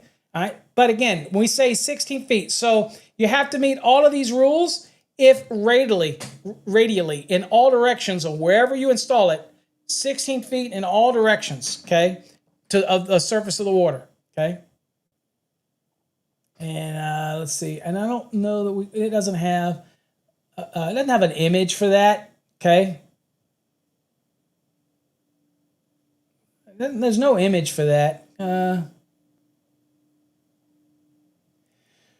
So let's see, visual. Let me give you a visual. Here's your pool. 16 feet in all directions. Radially. All around it. Here's your pool. If this cord and plug connected luminaire is within that radial footprint, then you've got to meet those additional rules that are required under 680.8. Okay? All right. That's the best I can give you. All right. So I will tell you that The Link does a good job with this. I will show you Link real quick. This does a good job of all those things we just summarized for you. So this is the outdoor pool requirements right here. And then they got one for indoor, right? So this is really good if you're in Link and you're doing pools. You should really have Link anyway. But example, see the numbers? So A says luminaires, lighting outlets, and ceiling suspended paddle fans permitted above 12 feet. Yep. So up to 12 feet. Okay. B. Okay. Not permitted in B. Permitted in A, which is above the 12 feet. Makes sense. Next, you have C. This area. This is 5 feet out. Okay. And 5 feet up. In this area right here, it says existing luminaires and lighting outlets permitted in this space if rigidly attached to the existing dwelling. Still going to require GFCI protection, but this gives you allowance to leave some stuff that may be there prior to when you came and did the pool. That's not a problem, okay? Next is D. So this is the zone that is out 5 feet to 10 feet, okay? This zone out here. And can I have them in here? And can I have a lighting, like say a lighting outlet that's less than 5 feet high right here? Yeah, I can have luminaires and lighting outlets permitted if it's protected by GFCI. And that's considered adjacent. That will be fine. Okay. What about E? It is, again, further than 5 feet away, but it is higher than 5 feet. So that is E. So what does E say? E says luminaires and lighting outlets permitted if they are rigidly attached. Okay. Rigidly attached and would not require GFCI protection out here. Okay. All right. There you go. So that's kind of a synopsis of everything, right? And then, of course, for the indoor, very similar. The only difference is right here. You can have them lower than 12 feet, provided that if it is what? That it's actually one of those that are totally enclosed luminaire, or the suspended ceiling fan is rated for like a wet location or the application of where it's been installed. Then that could be less, but it can't be lower than 7'6". Okay, all right. Notice that. Okay, keep that in mind. Anyway, that's a really good reference for those that are interested in that type of thing. Okay, all right. So now let's move on to what about switching devices? So we know we got all, we're pretty good. Rigidly attached, screwed by screws, 632s, 832s, whatever it is, screwed to the side of the wall. The lighting outlet is mounted to the wall, screwed to it. That's rigidly attached. Okay, not hung on a hook. It can move it around. You can grab it. It has to be attached rigidly. Screws, bolts, nuts, whatever. That's rigid. That's what we mean. What does Mitch say? Hey, Paul, how about receptacles that are within 20 feet of the pool being used for outdoor kitchen equipment? It doesn't matter because basically the GFC requirement also kicked in that said any receptacle within 20 feet. But I'll remind you that any receptacle that's located outside is going to be required to be GFCI protected anyway. So the moment that you said outdoors, then it's going to have to be GFCI protected because 210.8 says all outdoor receptacles are to be GFCI protected. Okay? So it's already going to cover that. Switching devices. Switches. Snap switches. Simple. We're talking about lighting, so keep it simple. Any type of switching device. So switching devices shall be located at least 5 feet horizontally, okay, from the inside wall of the pool, unless there's a barrier there that would force you to have to reach around it, like a solid barrier where it would, in theory, be further than a 5-foot reach, okay? So you could have a pool that's right next to a wall that has a gate. Maybe they put the switch because of limited space. Maybe they put the switch on around the wall on the other side of the gate. Yes, the switch through the wall would be less than 5 feet, but as it wraps around that solid fence or solid barrier, it would be less than 5 feet, but that wall is in the way, so you literally could not reach it from the pool. That's okay too, okay? But in general, when you're installing these switches, Again, why do you have to be careful? Because sometimes these pools will come right up to the side of a house these days, okay, or a building.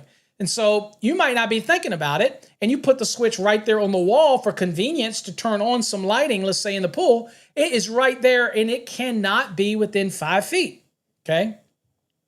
All right, so let's look at what it says. Okay, so here's what it says in the code. It says switching devices shall be located at least 5 feet horizontally from the inside wall of the pool unless separated from the pool by a solid fence, wall, or other permanent barrier that provides at least 5 foot reach distance, okay? Alternatively, a switch that is listed as being acceptable for use within 5 feet shall be permitted. Now, what does that mean, okay?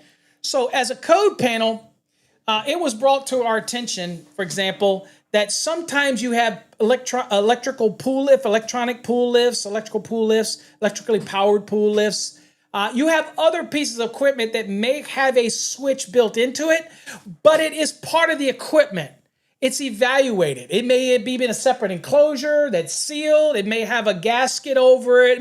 It was designed as part of the equipment. Well, if it's part of the listing of the equipment and it has a switch in it, then that's okay within that 5 feet. But not a normal snap switch, not a normal where you flip it up and you flip a toggle, things like that. That can't be within 5 feet. So you route it however you have to route it, okay? But sometimes you may run into a piece of equipment that may have, for pools, so it's listed for pool application. You may run into a electrically powered pool lift that literally has a built-in switch on it. That's a disconnect switch. It's built into the switch. That's okay within 5 feet because it's been evaluated and listed as part of that, okay? So maintaining this separation of at least 5 feet helps ensures those individuals enjoying the pool will not accidentally or hopefully not intentionally touch the metal enclosure that houses the switch or any potentially energized components typically associated with a switch, whether it's a switch, whether it's usually, let's say a switch is a Bakelite or it's non-metallic and you touch it, those type of things. But there's always a possibility of water. It's raining. You might enjoy your pool, whatever, in when it's raining or in the winter and you have moisture that gathers on it, whatever, anything like that. We don't want that to be an issue to come in contact with that, okay? And if we look at the NEC, again, the measurements on all those other things are the shortest path. Draw a string and pull it tight, the same path that a cord would travel. That's how you measure these things, distances. So here's the switching requirement right here, okay? Switching devices. Didn't say just toggle switch, okay? Switching devices, okay? You'll also know that the same requirement, if you remember, was for the maintenance disconnect. It is a switching device, but it's also a maintenance disconnect. Back in part 1, it still could not be within 5 feet. Makes sense? And you're also going to see that same requirement when it comes to hot tubs and spas, okay? Because it's going to make reference to it. Something to keep in your mind, 5 feet, okay? That type of thing. Now, this right here is other outlets, any other outlet, okay? Again, in the informational note, this is a great example of informational note because I've had people say, if you lock in on outlets and you think only receptacles and they're not outlets, they're devices, but if your mind goes right there, then you can get lost when you see things like other outlets. And that's why we tried to tell that educator who tried to get outlets changed to be receptacles, you can't do it that way because there are so many other outlet opportunities. Fire alarms, smoke alarms. Smoke alarms in a dwelling, for example, is an outlet that you mount a smoke alarm to, okay, in a residential, okay? So there are so many other outlet opportunities where you're taking something from the system that we have to be very generic. So we have to create a catch-all. So here's what it says. It says, other outlets. It says, other outlets shall not be less than 10 feet from the inside wall of the pool. Measures shall be determined in accordance with 680.22A5. Again, measuring as a straight line, as a crow would fly. Now, this is an informational note, and I think these things can be very helpful. Now, we don't want informational notes to become like your for schools, right? We don't want this to be an instructional document. That's not what we want the NEC to be.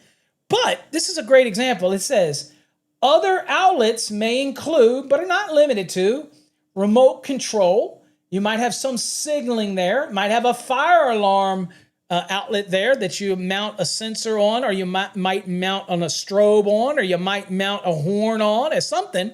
Okay, and maybe even communication house. Maybe there's a communication speaker system, audible system, or whatever that you would take and you mount some type of component onto it. Okay. Those are examples of other outlets, and they have to be kept what?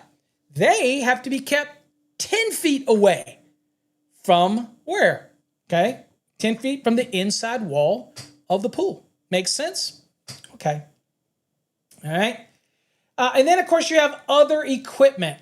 What does that mean? Well, other equipment with ratings exceeding the low voltage contact limit, which is defined in the National Electrical Code. So people that will look at that and say, low voltage contact limit, there's certain values under the definition of low voltage contact limit. So typical, for example, I just make it simple for you. The 120 volt type of stuff, that other equipment, obviously that's going to exceed the low voltage contact limit. Okay. So if we have other equipment, whatever it may be, we can lump a lot of things in equipment. It says other equipment with ratings exceeding the low voltage contact limit shall be located at least 5 feet horizontally from the inside wall of the pool, unless separated from the pool by a solid fence, wall, or other permanent barrier. Okay. And again, just so we tune into this, I will go to Article 100 and show you what we're talking about so that you know what those voltage values are. And let's see if I can find it. I think it's under L for low voltage contact limit. Let's see. Let's see here. Let's see if I'm right. I might not be. Let's see. There we go. Low voltage contact limit right here. So what is it? That. So where the voltage, the low voltage contact limit is a voltage not exceeding the following. So 15 volt RMS, sinusoidal AC.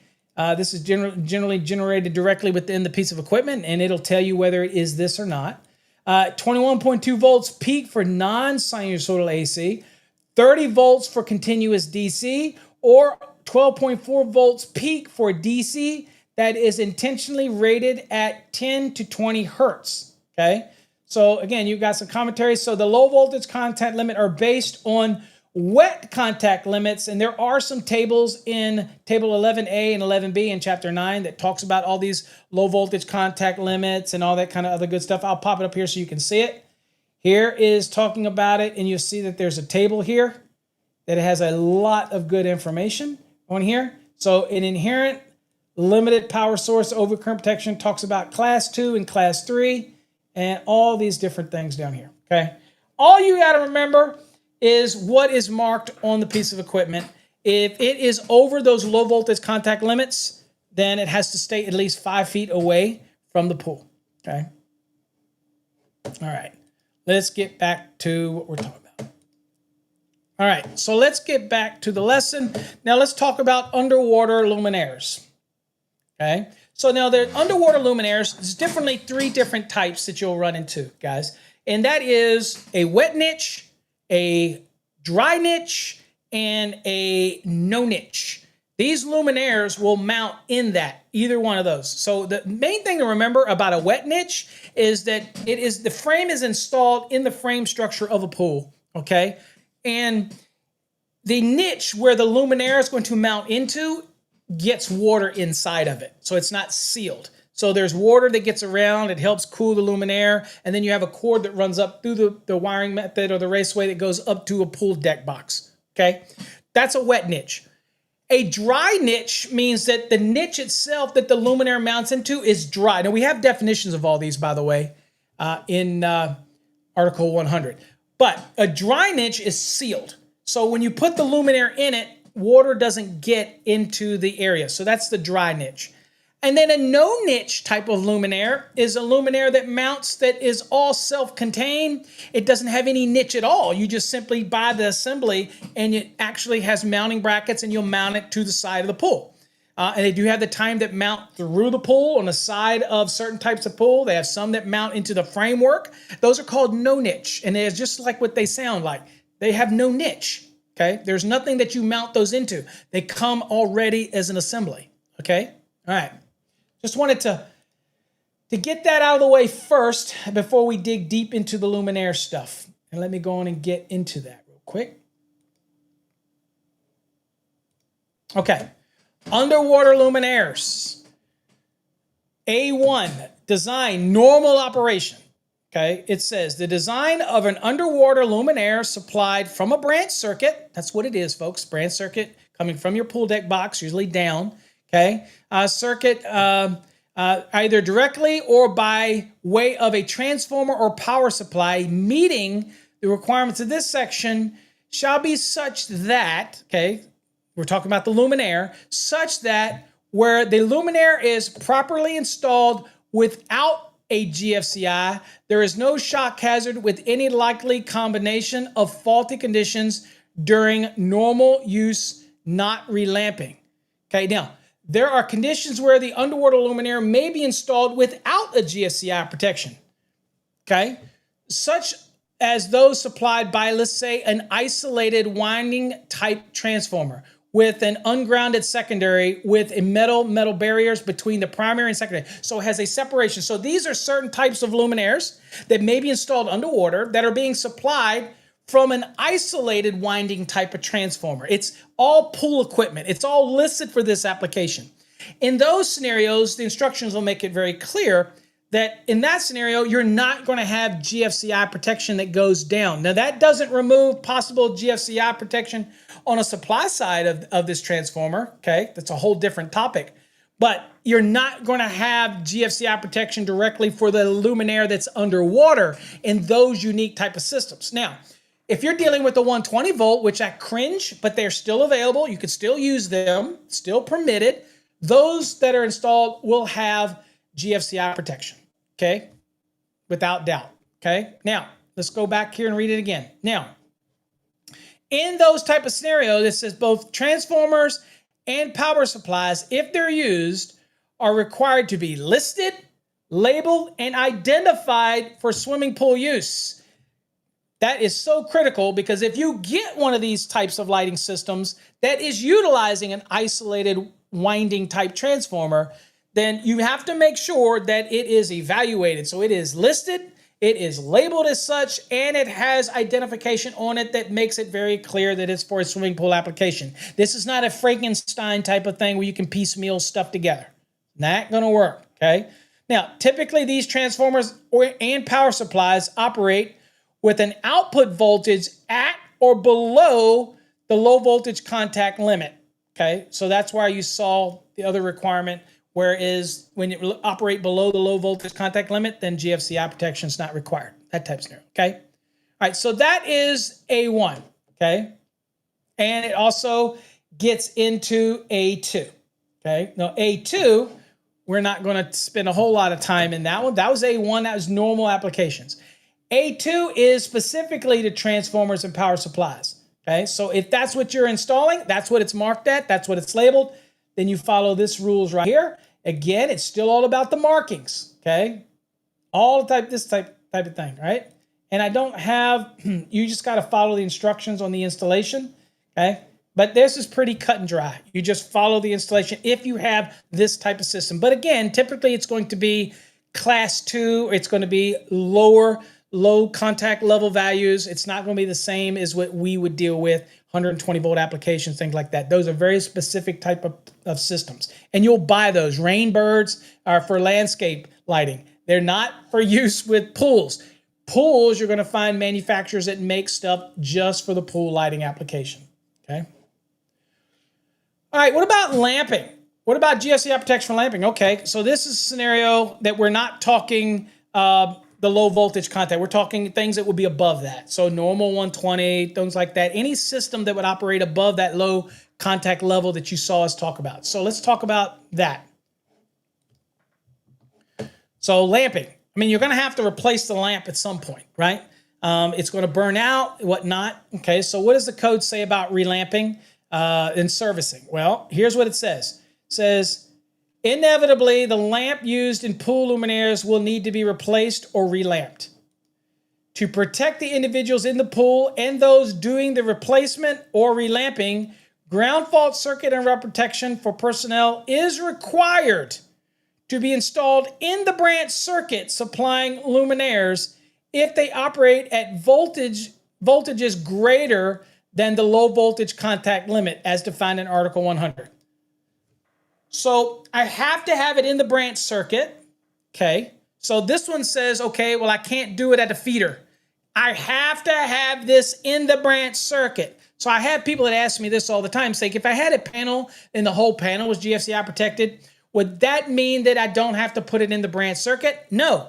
This rule specifically says for relamping, servicing, that the GFCI protection has to be installed in the branch circuit, okay? Whether it's a branch circuit breaker or supplied, as we saw earlier in part 1, where it may go through a GFCI device, okay? That type of thing. So I have to have that protection so that if somebody pulls it out, because a lot of times they're not going to drain all the water. They're going to pull it out. It's got a certain length of cord. They're going to put it up on the decking. They're going to work on it. Okay, they may not drain all the water, that type of thing. You never know when the light goes out and it needs to be servicing. So we need to be able to get it out of the water. Okay, it has to be able to reach the decking. But in this case, GFCI is required.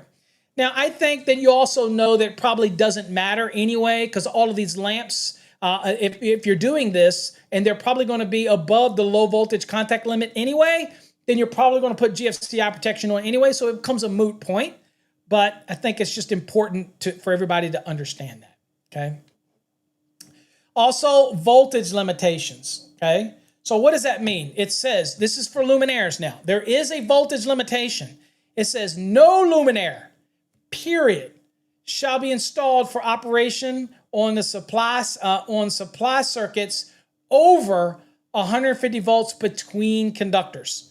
Okay, so between conductors, you cannot exceed 150 volts. Okay, so 120 volt circuits, like that type of thing. So 208 volts is going to exceed 150 volts between conductors. Okay, so what do we see here? Typically, the branch circuit that supplies a pool underwater luminaire are 120 volts, or they using the low voltage contact limit type, so they usually have the ones that are isolated winding transformer. Okay, a little more money. I can tell you in my career, the majority of the pools that I dealt with as a contractor, they were all 120 volt luminaires. Just the way it was. I'm a big believer in dealing with the low voltage type. With the LEDs that we have now, I like that better. But I'm just dating myself. Most of the stuff that I dealt with was 120 volt type of things. Now, an example of a circuit that would exceed 150 volts between conductors is a 277, okay? But we typically would not find that in a residential application anyway. But again, the rule is the rule. It's not residential specific, okay? But the rule is the rule, okay? All right. All right, now, what about those luminaires if they're wall mounted? So we're going to put them in the side of the pool, you know, whatever. And most of the time I saw them under the diving board. But there was other ones that people would put all around the pool. Some of the high-end homes that I did, those pools, believe it or not, they had the wet niches and they had them all over the pool. They like to light that sucker up. Okay. Well, there is a specific requirement for where you locate them. Okay. So if you're going to be installing in it, it says luminaires installed in walls shall be installed with the top of the luminaire lens, okay, so the top of the lens, okay, not less than 18 inches below the normal water level of a pool, okay, not the top, below the normal water level. So where is the normal water level, by the way? If you have skimmers, the skimmers will keep the water at a normal water level, keeps it from overflowing, okay? So in a failure, you can have maximum water level is from the point where it would spill out. But when we make references like normal water level is what is the water level going to be at under normal conditions? Not maximum, like if it stops or they get stopped up, that's the maximum water level. The normal water level is going to be like at the skimmer level, okay? So that's where the water would be normally, right?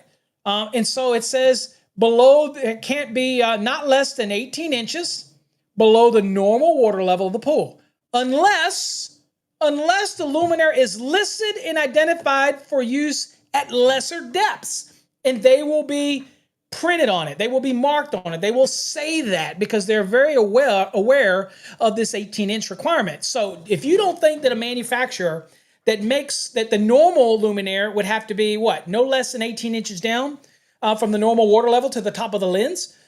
If you don't think a manufacturer who makes one that maybe was tested to be used at a lesser depth, that they're going to maybe make sure that that's on their literature because they're going to they want to get an advantage over a normal luminaire that's going to be mounted in the wall, right? So they want to get an advantage. So they're going to mark that on there if they can, okay? Now it says no luminaire shall be installed less than 4 inches below the normal water line of the pool, okay? And so we see this right here in A5. So I didn't make any of this up. These rules are there. It says it's exactly how I presented it. And you guys are familiar with what we've seen in the last 2 days. There's a maximum water level. And now you understand what a normal water level in the context of the code is. Typically, you have circulation and skimmer scenarios like that. So that would be your normal water level, okay? Now, what about those luminaires that are in the bottom of the pool? All right, well, now, again, here, the normal water level is considered the lowest point on the skimmer, okay? There you go. I kind of already told you that, but there it is. What about the bottom mounted luminaires? Any luminaire that is facing upward are required to have either a lens guard to prevent contact by any person or be listed for use without a guard. So obviously these manufacturers understand this, right? So unless it has a lens guard built into it, or it is listed for no need of a guard, that type of thing, and a manufacturer is going to take care of that for you, and they're going to make sure that you understand all those type of things, okay? So let's see here. Some more commentary. It says, another important factor to consider is the difference in the various underwater luminaires that are covered. So we have the wet niche is one that's intended to be directly mounted in the forming shell of the pool and fountain structure. It's going to have water always around it, okay? The nature of the installation places a luminaire completely surrounded by water. That's why they call it a wet niche. Water is going to be getting all around it, okay? Of course, a dry niche is one that is installed in the floor or the wall of the pool or spa or hot tub or fountain. And even in a storable pool can have a dry niche where the luminaire is sealed against the entry of water. So it can't get around it. It's a dry niche and you follow it. And of course, then we have a no niche, okay? And a no niche, like you said, is a no niche luminaire is just like it sounds. It's to be installed above or below the water without a niche at all, okay? There's no niche, so we don't have limitations. It's a no niche, okay? So where we see that in the code is when you go look at the definitions for it, okay? Under wet niche, no niche, dry niche. All those are defined terms in the National Electrical Code, okay? Now, let's get into some wet niche applications here. The forming shell, what is that? So in a concrete pool, a gunite pool, those type of things, you create the structure of the pool, and the wet niche is designed to support the luminaire. So the wet niche is an assembly, and it's mounted in the pool's framing structure. Then you actually have the luminaire that's designed to mount into the wet niche. So when you pull it out, water is going to get all around that luminaire. So that means that it's typically sealed with a cord that comes out of the back of it. Okay, the wet niche itself is going to have a lug on it to be able to connect it to the equipotential bonding or to the rebar if that's what you have. That's part of the conductive pool shell if that's what you have. So you've got this other connection points. The luminaire itself is going to have its equipment ground and everything else part of the cord that runs up the raceway up into the pool deck box, okay? And then we'll talk about deck boxes as well. We'll get to that and all that stuff. Oh, by the way, if you're saying, Paul, I don't want to watch you for the next couple days on this crap, you can always go to Fast Track's Tube and watch our 8-part series on swimming pools and spas as well, if you want. And that covers all of this the same way, okay? Probably spend about as much time as we're going to spend in here on Coffee Hour. So you could say, Paul, I don't want to watch you for the Monday or whatever it is. I'll just go watch that video. Okay. You do you, boo. That's okay. All right. All right, Tom, take care. Okay, now that we understand that each of these types of luminaires, we can begin to see how the NEC rules are going to apply to each one of these. Okay, so let's talk about wet niches first. All right, so wet niche. Let's talk about the forming shell that is going to hold a wet niche luminaire. So we're looking at 680.23b1. It says, forming shells shall be installed for the mounting of all wet niche underwater luminaires and shall be equipped with provisions for conduit entry. Right, because it's got to get it into the wet niche in order to be able to get the cord from the actual luminaire up to the deck box, right? It says the metal parts of the luminaire and the forming shell in contact with the pool water shall be of brass or other approved corrosive resistant materials. All forming shells used with non-metallic conduit systems, okay, so yes, you are allowed to have a non-metallic conduit system like a PVC, other than those that are part of a listed low voltage lighting system, not requiring grounding, shall include provisions for terminating an 8 AWG copper conductor. So if I use a wet niche and I run a brass raceway up or some other approved corrosive resistant metal up to connect to the pool box, then I don't have to run an 8 gauge down to it to connect it to the equipotential bonding. Okay, in those scenarios, I don't have to do that type of thing because typically that would come into the wet niche and connect to a lug inside the wet niche. Well, I don't have to do that if the wet niche connects to a brass or other corrosive resistant raceway that connects up, then that's all done because it's going to go into a threaded entry into a pool deck box. Then I don't need it. But if I choose to run non-metallic as a choice, then I have to make sure that I include at least an 8 gauge down with that cable to that luminaire so that I can make that termination down in the wet niche. Okay? Important for you to understand that application. Okay? Now, let's see. What about the wiring that is going to extend directly down to the actual wet niche? So it's going from a deck box, let's say, or junction box, or other type of enclosure that meets the requirements of 680.24, which is about the different boxes and enclosures. That's going to go right down to the forming shell, directly down, okay? And we'll have an image of that, but I'll show you. So what does that mean? All right, so that's this right here. So wiring extending directly to the forming shell, where you're going to be putting in the luminaire later. All right, it says, conduit shall be installed from the forming shell to a junction box or other enclosure conforming to the requirements of 680.24. It says conduit shall be rigid metal. It shall be intermediate metal. It shall be flexible non-metallic, okay, or rigid polyvinyl chloride conduit, okay? And we have a figure to look at. So let's look at it right here, okay? So this is talking about what? This is wiring extending directly to the forming shell. So let's look at this picture right here. Hopefully y'all can see this. I'll blow it up a little bit. I don't know I don't know if I can blow it up too big. Let's see. Right now it disappeared. Hold on. Okay, a little bit better picture maybe you can see. Okay, so here's a pool deck box, okay? We'll talk about these when we talk about the boxes, but there you go. All right, so here it's running out, okay? And it's running up. Look, notice it says right here, PVC jacketed MC. Yep. Running out, coming up to this box. Okay. Right here. All right. Now, coming out and down. This is your wet niche. Right? So if it is metal conduit of red brass or let's say stainless steel coming down, then it's fine. Right? That makes that connection. However, if this happens to be PVC, if PVC conduit is used, then you have to install an 8 gauge insulated copper conductor, okay?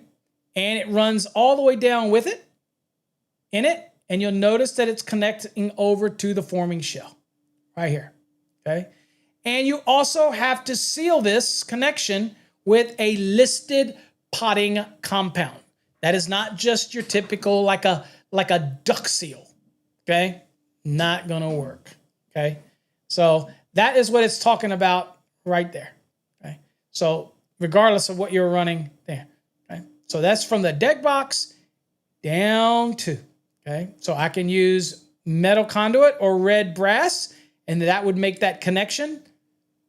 Or if I'm using PVC, then I'm going to have to install the wire down there to make the connection. Okay. Your choice. What do you want to do? Okay. All right. So let's go back to the NEC a little bit. So now here's your options. So this is what allows. You notice that this is been added rigid polyvinyl chloride. Okay. So where it's metal, okay, it shall be brass or stainless steel. Okay. That's strictly from the box directly down to the wet niche. If it's non-metallic, you have to follow these rules, and it's going to tell you that it has to be 8 insulated, solid or stranded. Not a problem. Copper bonding jumper shall be installed in the conduit unless it is the one of those that are listed to the low voltage contact limits, which, okay, doesn't require grounding anyway. So then you wouldn't need to worry about that. Okay. It says the bonding jumper shall be terminated in the forming shell, junction box, or transformer enclosure, or ground fault circuit after enclosure. It says that termination of 8 bonding jumper in the forming shell shall be covered with or encapsulated in a listed potting compound to protect the connection from possible deterioration effects of the pool water. Okay, and obviously there is no image of that, so we don't have a good graphic here. Okay, so I wish we had a graphic kind of picture, but we don't have one. I gave you basically a visual, that type of thing. Oh, well, here we go. Let me get you back to the lesson because we do have kind of a picture. So this is an example right here of the forming shell that's built into the wall right here. You see this forming shell right here? So this, obviously the equipment ground is going to be run through here. This is from the luminaire that's going to mount in here, right? What you see here is obviously this was run down, let's say with a PVC material. Okay, PVC pipe came down, and you see that they installed this 8 gauge, and it is insulated, and they ran it down, okay? Installed it in, right? All the way down, okay? And connected all the way down. And they connected it where? Right here. On this wet niche. And a logo was provided. And they sealed it with a sealing compound. Okay? Makes sense? Just want to make sure all that makes sense.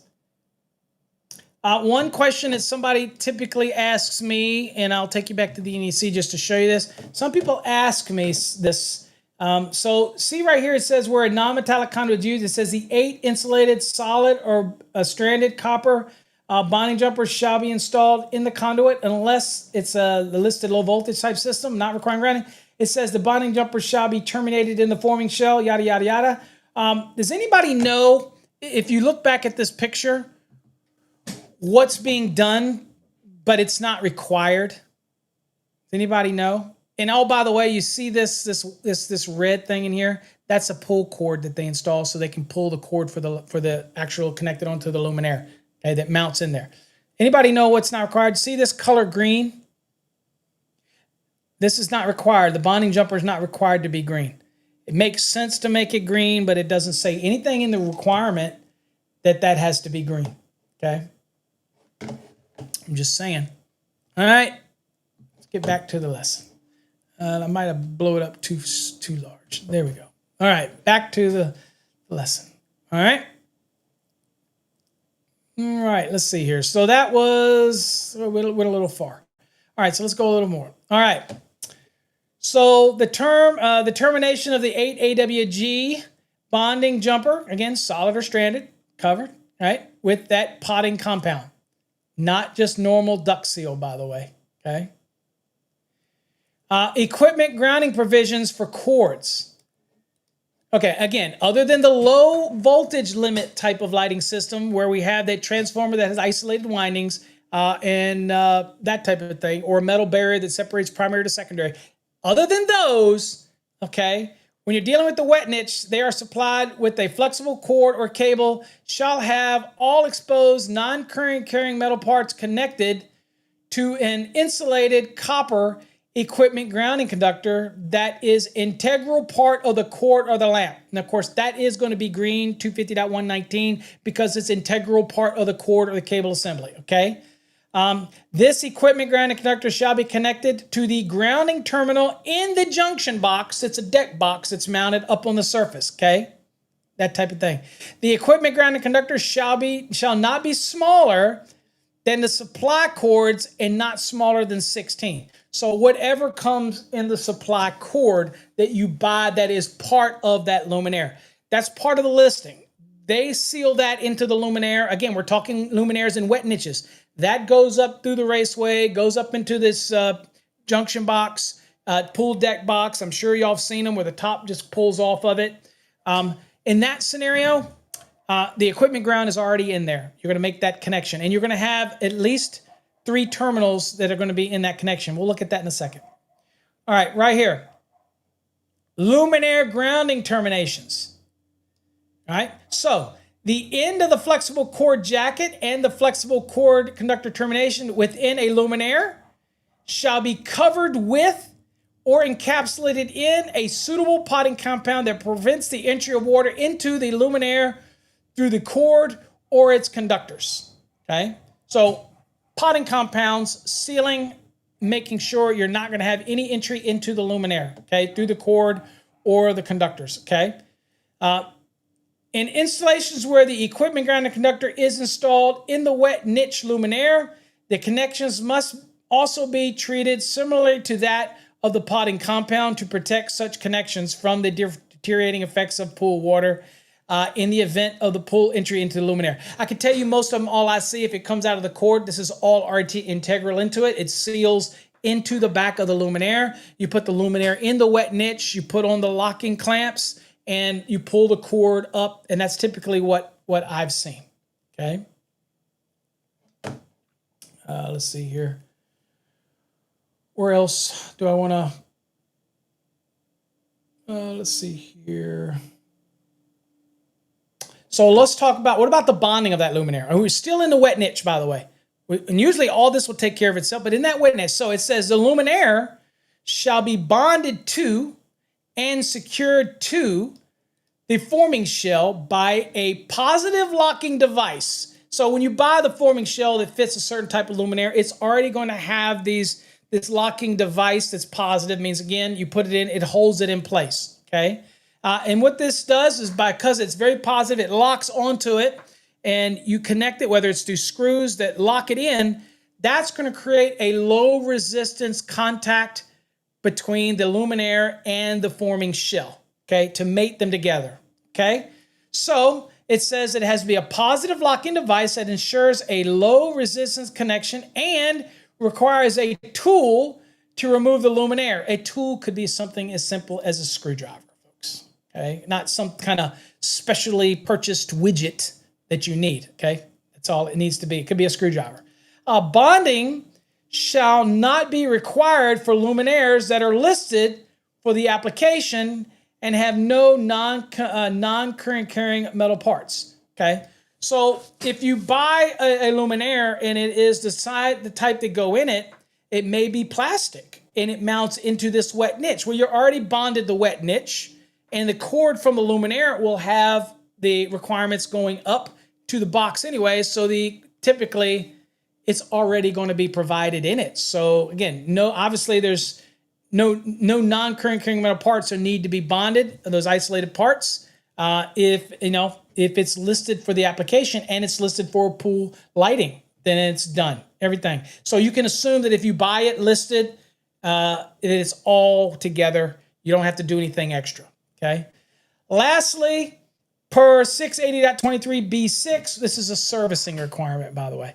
It says, we're servicing a wet niche luminaire for inspection, relamping, and other maintenance. The length of the cord from the forming shell must be the adequate length to permit personnel to place the removed luminaire on the deck or other dry location. When performing maintenance on the luminaire, you're going to remove the positive clamping, okay? The luminaire must be accessible without personnel having to enter or going into the pool water, Okay, so where wet niche luminaires are installed low in the footwell of the spa, okay, or pool, okay, it says the luminaire. So in a spa, if it's how they put the luminaire down in the actually with the little stepping that's inside of the spa, for example, they put that down low. Then as long as you can lift that up and get that onto a seat that is dry, then you're okay. That'll be okay when it comes to the application. Okay, so it says where the wet niche is located low in the footwell of a spa, the luminaire is only required to reach the bench location. Okay, now where the spa can be drained to make the bench a dry location. So let's look at that at the code so you can kind of see the context of how it talks about it. And this is what it's talking about here. And this is the last part right here. Okay, this is there we go. I don't know why I wasn't sharing. So this is the last part. So this is spa locations, okay? So you could have an integrated spa that's integrated with the pool, for example, right? So it says servicing, and this is what we just read, right? Now it says in spa locations, which could be integral to the pool. Now, a spa, notice it doesn't say hot tub, right? It just says spa location. It says in a spa location, where the wet niche luminaires are installed below or installed low on the footwell of the spa, it says the luminaire shall be only required to reach the bench location where the spa can be drained to make the bench location dry. Okay? If it can't be drained or you're not going to drain it or the desire is not to drain it, then you know what? You need to move that thing up so that you can get it up onto the dry deck. Okay? That makes more sense to be able to get it up. So this is what you do. So what do they do typically with these is that you'll have a cord. You'll get a certain length that comes with it. You're going to, typically, you would take the cord and you'd wrap it around the body of the luminaire portion that goes in the wet niche. So it wraps around it so that you can get it all back in there. And then it'll coil off as you pull it out and put it on the deck. And then when you want to put it back in, you coil it around it and you push it back in. You use the positive locking and you lock it in place. That's it. That's typically how those would work. Okay. All right. Next, let's move on to dry niching. 680.23c. This is a dry niche, exactly how it sounds. A dry niche luminaire shall be provided for provisions for drainage of water. Other than listed low voltage luminaires not requiring grounding, a dry niche luminaire shall have means to accommodate one equipment grounding conductor for each conduit entry. Okay, so let's go look at C1. And this is going to be inherent, by the way, in the construction of the product. So this is what we saw right here. So this is the construction. We're not going to control the construction. Construction of this is going to be by the manufacturer. Okay, so in a dry niche luminaire, it has to have a drainage for the water. That will be designed again in the dry niche luminaire. That's already be something that they'll take into consideration. It says other than the low voltage lighting requirements, which again we don't require grounding. It says a dry niche luminaire shall have a means to accommodate one equipment grounding conductor for each conduit entry, okay, into this dry niche, all right, coming into the dry. This is already going to be taken care of by the manufacturer, by the way. Next, it says junction box. A junction box shall not be required for these dry niche luminaires, okay? They're not required for a dry niche luminaire. However, if it is used, if you want to use junction boxes, it shall not be required to be elevated or located as specified in 680.24a2. So you have some height requirements and distance. It's not required to meet that requirement for those junction boxes. If you're installing dry niches, only required for the wet niches when it comes to if you use junction boxes, okay? Not required for dry niches, okay? And again, short and sweet when it comes to these dry niches, okay? And then no niches. No niches says a no niche luminaire shall meet the construction requirements of 680.23b3. So remind you that 680.23, let's see here, B3. So it says meet the requirements of B3, which is right here. So it's going to have an equipment grounding conductor in the cord. Well, that's pretty much going to be a given. It's going to be part of it anyway, so I don't have to worry about that. Those no niches, it'll meet that. And be installed in accordance with 680.23b in general. So 680.23b is the same as, let's see, 680.23b right here, following all the rules where applicable. Okay, follow all these same rules because it's making reference to it, right? For the no niche luminaire.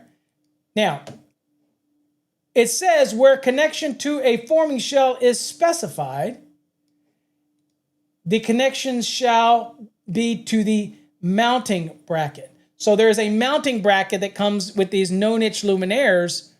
And typically what that's going to do is that's going to mount directly onto the actual shell assembly for the that's designed to go into the pool. So they'll give you a mounting bracket that's going to be incorporated into the actual shell construction of that pool, okay? And then, of course, we also have ones that are called through-wall lighting assemblies. Okay? These are a lot of these types that you actually mount through the side of a wall of certain types of pools. And they'll actually screw. And I was hoping that I had a picture of one of these, and I don't think they do. Let's see, that's a picture we just showed. I was kind of hoping we had that's the deck box requirement, wiring methods and everything. So we're going to get to the branch circuits in a minute. I was hoping I had a picture, but it didn't have a picture. Okay, so we don't have a picture. So these are exactly how it sounds. They actually mount through the wall. So I'll come back to me just to kind of give you the visual. So you have the wall of the pool, depending on what type of pool it is. It could be a permanent installed pool, but it's made of a certain material where, or those metal type of framed pools that actually have the portals. And these are designed to go, they have kind of like a connector. Is it goes through an opening in the pool, and it has a female and a male. They mate together and they connect together tightly, and they sandwich the wall. That is considered what's called a through wall lighting assembly. Okay, that's what those are. They will actually penetrate through it. They're not the same as a wet niche, dry niche, or even a no niche, which gets mounted on the actual assembly. These actually will poke through the wall assembly, so it's a unique type of installation. Okay, you probably can Google and look and say, what is a through the wall assembly look like, and you'll probably get a picture of what one looks like. Now, it would have been nice to have one in link to show people different ones, but they don't. So, all right. So now let's see here. So that's all of our luminaires that we have. Just remember, and a summary of this would be wet niches. If it's brass or stainless steel, that can make the bond from the wet niche up to the junction box and all this type of things. That can make that bond. If it's PVC, then I need to install an 8-gauge down, insulated 8-gauge down. And again, that termination in the wet niche to a lug needs to be encapsulated. Let's see. So we've got that. If it is a dry niche, then all of that's going to be already figured into the piece of equipment. And only difference there is in the dry niche, it has to have an additional provision for equipment ground connection, that type of thing. So again, that's going to be already something the manufacturer takes care of. No niche, follow all the general rules in 680.23b, those type of things. But in general, those also come with their own installation requirements. Just follow those installation requirements. And then we have the through the wall type that will basically have mating components that actually sandwich like a connector in a lock nut, for lack of a better explanation. They're through the wall type of penetrations, that type of thing. Makes sense? Hopefully that makes sense. Okay. So now we're looking at right here in construction, again, dry niche, we made that clear. They have to accommodate, again, a means for one equipment grounding conductor for each conduit entry. So if that type of thing. So depending on this dry niche, how many entries it has going into it, typically I only see them with one. But again, if it had multiple entries into this dry niche, then it has to have an equipment ground, a terminal to accommodate, okay, one for every entry, okay? And the other reason for this also, by the way, in case you ask, is because remember, it doesn't require a deck box. And a deck box requires a certain number of equipment ground terminals. Well, and it's usually based on the number of entries. Well, in a dry niche, remember, it doesn't require the deck box. So you could be coming into a dry niche and it could be looping out for some reason. So we need to have enough equipment ground connections that's going to accommodate the number of entries. And again, depending on the dry niche and the entries that the manufacturer give you, they're going to provide you that. And the manufacturer will take care of that, okay? And the big difference between a wet niche and a dry niche, again, is the water that's surrounding everything, right? So the wet niche has water surrounding the luminaire, okay? A dry niche is waterproof, and it's designed to allow relamping from the rear, by the way, unlike a wet niche, okay? A dry niche typically doesn't require a junction box, unless the manufacturer demands one for some reason, but a wet niche does typically have a junction box. However, when you're using a junction box, even if it's not required, okay, it still has to meet the rules. So even if you choose to use one for a dry niche application, and we're going to look at junction boxes, but if you choose to use one, even though it's not required, you still have to meet all of the rules for that junction box, okay? All right. Okay, so let's look at junction. Let's talk about that really quickly. Let's look at 680.23c. Well, no, we already did that. We kind of looked at that junction box requirement. We just kind of, that junction box. It's telling you whether or not you have to have a junction box for a dry niche, and you do not. But where you do have one, still got to follow the rules, okay? All right, let's see here. We already did no niche, okay. Let's see here. I was just trying to see if there's anything additional that I want to add to this. No, we'll talk about the branch circuits. All right. All right, so tell you what we're going to do. We're going to stop for today, even though we did not get to equipotential bonding. Again, because there's so much crap to cover, and we took up 30 minutes covering other stuff. So if I'm long-winded and you don't want to follow me, have a nice day. Mike Holt has a channel. So does other folks. But if you do want to come back, hopefully you'll come back tomorrow. So what we're going to do is, rather than spin the wheel today as a giveaway, I know y'all all did the hashtag. We're just going to do one big love giveness today. Down at the bottom, we're going to give it to everybody. Anybody that is willing to purchase the 2023 NEC Enhanced Program today till the end of the day tomorrow, you are going to get the grounding and bonding as well. Okay? Okay? So, again, there you go. All right? So, because we're running so far over, it's almost 3 hours. I am not going to do a giveaway today. I'm sorry. If you just hung around just for the giveaway, womp, womp, womp. Till next time, folks, stay safe. Sorry I kept you so long. Till next time, God bless. Catch you Monday, where we definitely will talk about the branch circuits, and I promise you, we will get to equipotential bonding on Monday. All right? Promise. And promises made, promises kept. Till next time, stay safe. God bless.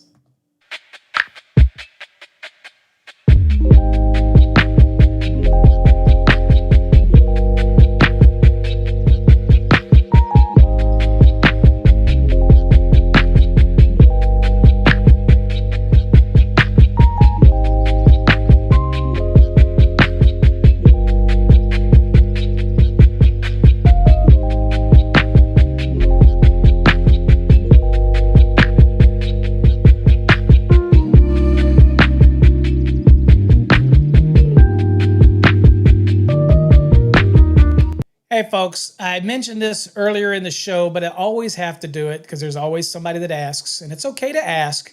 But when you go to Walmart, if your coupon expired last month, you can't ask them to honor it because they're not going to honor it. Okay? I can't help it. I've sold thousands of courses. This is for a special today till tomorrow. If you already have it, you're not getting in on the special. I'm sorry. I'm sorry. These are for people that purchase the 2023 extension. I run different specials, but I would have to give that to thousands of people. And I wouldn't be in business, and you were not going to have coffee hour anymore, and I'd have to close the doors. Can't do it. Only special right now for those that purchase the 2023 NEC Enhanced only, not the basic, Enhanced, until tomorrow at midnight. We will give you the grounding and bonding course free. I'm sorry. I can't retroactively apply that to thousands of people. It's not going to work. Take care. God bless.